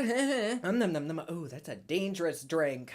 Daddy likes. Anyways, now that John was becoming a teenager, he'd lay in bed at night and have so many fantasies. I'm sure you're thinking like a Sports Illustrated cover kind of fantasy, but why the fuck would we be here if that were the case? No, madam, these were not your average visuals. Like, in his mind, he pictured Jesus with blood pouring out of his side, and he liked it. Oh, he wanted to taste that blood, or really any blood would be fine with him. So John, who is now 16, was royally fucked up from having two conflicting worlds collide, and now add a thirst for a blood smoothie into the mix. The dude probably could have used some professional help, but heaven for fucking did we do that. Cause honestly, it was all downhill from there. I mean, not even a hill, it was a freaking cliff. For example, just a few years after he realized he was a wannabe vampire, he had a run-in with the law for fraudulent shit. He lost his job, kind of became a hermit, and found himself fascinated with this current famous murder case. He was obsessed, kind of like how I was with the Hills for a year, but his was in a really unhealthy way. But the case that he really liked is actually kind of important here. There was this lady, a male lawyer, and another guy who had a scheme going where the lawyer would find a dying guy, insure him, then get his lady friend to marry the dying dude on his deathbed. The third guy, who is in great health, would then go with the woman to the insurance agency and say his name was whatever the dying guy's name was. And then because this fake guy clearly wasn't a risk, they'd be guaranteed coverage, and then boom, the real dying guy would be dead. Instant money, like make it rain. Honestly, it's kind of ingenious, but terrible. Well, the fake husband and the lady end up blackmailing the lawyer, who in turn killed the two and then dissolved their bodies in sulfuric acid. And the lawyer honestly probably would have gotten away with it had he not gone on to do the same fucking thing 2 more times and then been caught. Obviously, the guy was convicted and sentenced to death, but all John kept thinking while reading this shit was, you dumbass, I'm 100 times smarter than you. I bet you I would have gotten away with it. Okay, John, you tell yourself that, whatever makes your hot dog juicy. Well, a few years go by and John ends up getting engaged to a girl he barely even knew, which, as we know, always works out for the best. She was cute, young, and just smitten with how charming and well-mannered John was. But all throughout the engagement, his new gal Betty was kind of having second thoughts. She wasn't really sure if he actually was a nice person and where the fuck would their money be coming from. And the fact that they had to keep their entire relationship a secret from his family was really freaking weird. Like, she's a babe and a half. Shouldn't he be proud of all this goodness? John's parents nearly died when they heard he'd slipped a ring on this trick's finger, but they did eventually come around and they did go through with the wedding. And the couple actually ends up living with John's parents, but this marriage was straight out of Hollywood because it only lasted 4 months. Shocker, neither of them knew the other and it ended up in a fiery flame from hell. Wow! Well, the fact that John was arrested, yet again, probably didn't help either. He went to prison for forging vehicle documents, and while he was behind bars, Betty ended up divorcing his ass, giving birth to their baby, which she gave up for adoption, and that was the end of them. And they saw each other only once more, and that was when John told Betty that their entire marriage was a scam because he was actually married to another girl at that time. And this was a total lie though, like nobody even knows why the hell he said it other than to lie, which makes sense because at this point the dude was a professional bullshitter and he'd been practicing since childhood. Well, the moment he got out of prison, he thought, you know what? I'm gonna get my ass on the straight and narrow. See, now if I said that, you'd think I'm talking about my evening plans, but no, John actually wanted to live an honest life now. And he did. He opened up a dry cleaning business, which, who knows, could have turned into money laundering in the future. But we'll never know because John's business partner was killed in a motorcycle accident and the cleaners were taken to the cleaners. He threw his hands up, said, fuck life, I need a new one, and he moved to London to start over, which he actually ended up finding a pretty good gig as a driver for the McSwan family. They owned a big-ass arcade machine company, they had several properties, and were rich as hell, so needless to say, he was finally doing alright. Feeling rich as hell. But in true John style, he almost immediately got into some shady shit and went to prison for 4 years. Well, while in prison, his mind would not stop thinking about those acid murders. Oh, how satisfying it would be to watch a body melt into nothingness like cotton candy in a glass of water. And when John finally got out of the clink, oh, he was thrilled because he could finally put his fantasies to the test. dust. And what do you know? He found it only took about 30 minutes to completely dissolve a dead rat in acid. Interesting and hella suspicious. After he'd do those little experiments, in the evening he'd go to local pubs, order a few drinks, and sit in the corner scanning the room and think, I wonder how long it would take to dissolve a body. And at this time, John did kind of need money, like that buttered brioche ain't gonna buy itself after all. Plus, John was quite the gambler and not very good at it, so his debts were real and large. So his idea of melting someone down in a vat of acid began to turn into a fantasy of melting a rich person. And then those fantasies began turning into a plan. Well, one night, amidst his murderous planning, John's old friend and boss, William McSwan, just happened to wander into the same bar John was sitting at and was like, hey, you old so-and-so, how you been? Did you catch the Packers game? They really had been great pals when John worked for him. They were the same age, they had similar interests, and eventually William even introduced John to his parents. That's how you know it's real. And they decided to be the cutest gay couple ever at the end. Kidding, yeah, fucking right. But John did think William's parents were absolutely lovely, and especially thought it was impressive that they just purchased even more rental properties. Like, he wanted to be William. One could say John even had Willie envy, especially when he would see good old William hop around town and collect all of the rents due on his parents' properties. Like, this dude and his parents had money. I'm talking reserved room at Chanel to drop 10 grand on a Tuesday kinda rich. Well, they'd become such close buds that when William confided in John about being called into military service, he fully agreed that William had to go into hiding. He even told William's parents what had happened, and they totally understood. And John really wasn't complaining either. Like, he had a pretty fucking sweet for a while, seeing as he'd basically taken over William's life. He was now living in William's house and collecting the rent checks on all the McSwan properties. This was exactly what he'd wanted, to be William. He'd have lunch with William's parents weekly, their treat of course. But then they'd start to ask John and say, have you heard from William lately?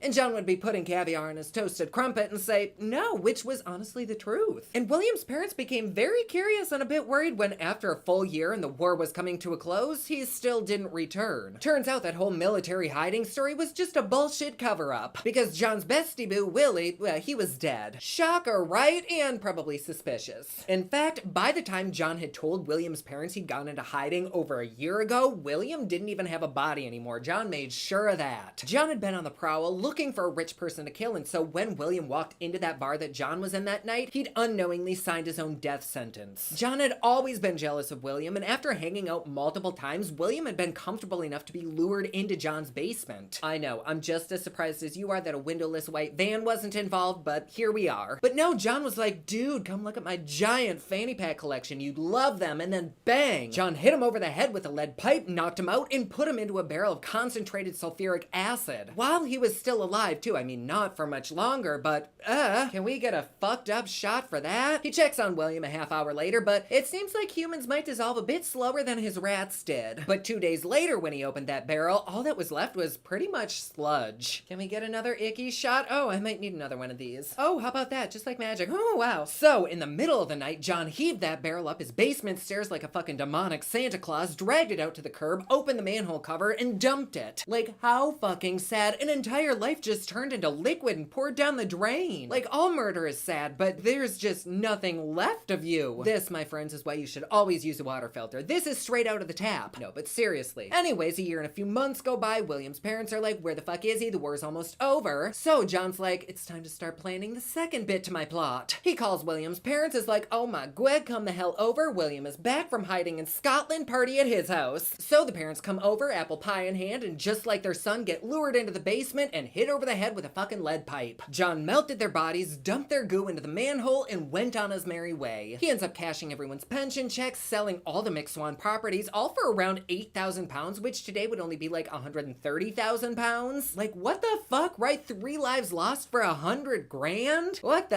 hell? He thinks he's living high on the hog now, though, so he moves into a fancy hotel and gambles almost everything away. Now he's like, well, shit, we're back to square one. So he starts his hunt for a new couple, and along the way, he stopped into this beautiful house that was for sale. This house belonged to Archibald and Rose Henderson, who John instantly took a liking to. They didn't know that John was literally the worst friend ever. He sounds like he would show up to a dinner party without a gift because he is a present enough. But he was like, you know, I adore the hand-carved newts that are set into the banister, and who the hell doesn't love a good lanai? I would give anything to be you for a day and have this. And the couple says, if you like this house, you'd love our apartment. In fact, we're having a little housewarming party later. Why don't you come and play the piano at it, and we'll give you a full tour. Oh, honey, creeper alert, don't invite him over. Well, that invite was their ticket to Acid City, because the moment John John saw those 14-foot ceilings inside the apartment, he was like, they're the ones. Sure, they knew how to throw a good party and the finger food was to die for, but the only thing John had his eye on that whole night was the revolver he'd seen in Archie's closet. And the couple really didn't seem any the wiser when the gun went home in John's back pocket. John was like, oh hey Archie, new pal, you want to come over and see this cool invention? It was now 1948, and for the last several months John had been hopping from hotel to hotel, so his drums of acid couldn't very well travel with him. So to store them, he'd rented this tiny little workshop, the very workshop that he'd invited Archibald to. And Archibald was like throwing a cigar and it's a date. So John picks Archibald up, brings him over to the workshop, shoots him in the head with his own stolen gun, and then dumps him in the acid. Like, to kill him is enough, but to do it with his own fucking gun? Rude. John then calls Rose and is frantically telling her that Archie is puking left and right, probably from the can of tuna they'd been snacking on. Could she come pick him up? She rushes over, runs into the workshop, and has the same fate as her husband. A few days later, John dumped the couple down the workshop's drain, forged their signatures, and sold everything they had for another 8,000 pounds. He just fucking went ham and got rid of everything except for their car and their dog, which was now his. Oh god, my nose is so itchy. Fuck. But just like before, he was fucking terrible with his money. If he had $1, he'd spend $1.50. And again, his money well went dry and he was on the hunt for another wealthy victim. Which turned out to be a rather short-lived hunt because what luck! The older dude down the hall of the hotel John was staying at had just passed away, and his rich widower suddenly found herself telling John all about this acrylic nail company she wanted to start. He says, you know what, Olive? That's her name. He says, I'm an engineer. I could help you with that idea. Come down to my workshop today and we can talk. First of fucking all, he was a damn liar. He was not an engineer. He just worked for one. Second of all, not the workshop, Olive. Run, mama! By now, he'd moved location, so he moved workshop, so this would be his first kill in this new one. Like, how exciting! What a fucking weirdo. He lured her in, shot her in the head with Archie's revolver, stripped her of anything expensive, including her Persian lamb coat, then dumped her in the barrel of acid. 2 days later, Olive was reported missing, and what do you know? The cops seem to notice that there's a guy in the area that has quite the felonious track record. God, I love that word, felonious. The cops kind of helped themselves into John's workshop to do a little snippety snoop, and literally the first briefcase they found had the dry cleaning tag for Olive's lamb jacket. Nobody ever said this John guy was smart, other than himself, of course. But this briefcase also had documents from Rose and Archibald's apartment and the McSwan home, so like, might drop on that one, bitch. But this workshop, unlike his last one, didn't have a drain to pour the goo down. So John's ass dumped Olive's acid in the rubble pile out back. The cops end up finding 28 pounds of human fat, a chunk of a foot, human gallstones, and a piece of denture, which was confirmed by Olive's dentist. John is immediately arrested, and at his trial, he decides to label himself as crazy to try to get into a mental facility and out of the death penalty. He said his dreams heavily involved blood, most of which directed him to drink it. So to satiate his thirst, he'd kill his victims, drink a glass of their blood like strawberry Nesquik, and then dissolve their bodies. And nobody really knows if this whole vampire shtick was just a lie to enhance his crazy image, but boy did the media slurp it up. This was all anybody could talk about, and he even underwent several psychiatric tests and was found to be sane, just a really shitty ass person. For some reason, John was mistakenly under the assumption that if there was no body, there was no proof. But his balls flew up to his belly when after literally 10 minutes, the entire jury found him guilty. Turns out he was not smarter than that lawyer whose story inspired this whole life of murder. That acid bath killer had been caught, and so had John. So because it did turn out that John was just a selfish asshole, on the 10th of August in 1949, he was hanged, but his story went on to be in songs and TV shows, video games, stage plays, and he was even turned into a wax figure at Madame Tussauds. So like, yay for your legacy living on? No, we're not cheersing that. He was a terrible person. I know we do this pretty much every week, but it will never not be shocking how terrible people are. Like, how can you just destroy people and their family and their lives for money? What the fuck?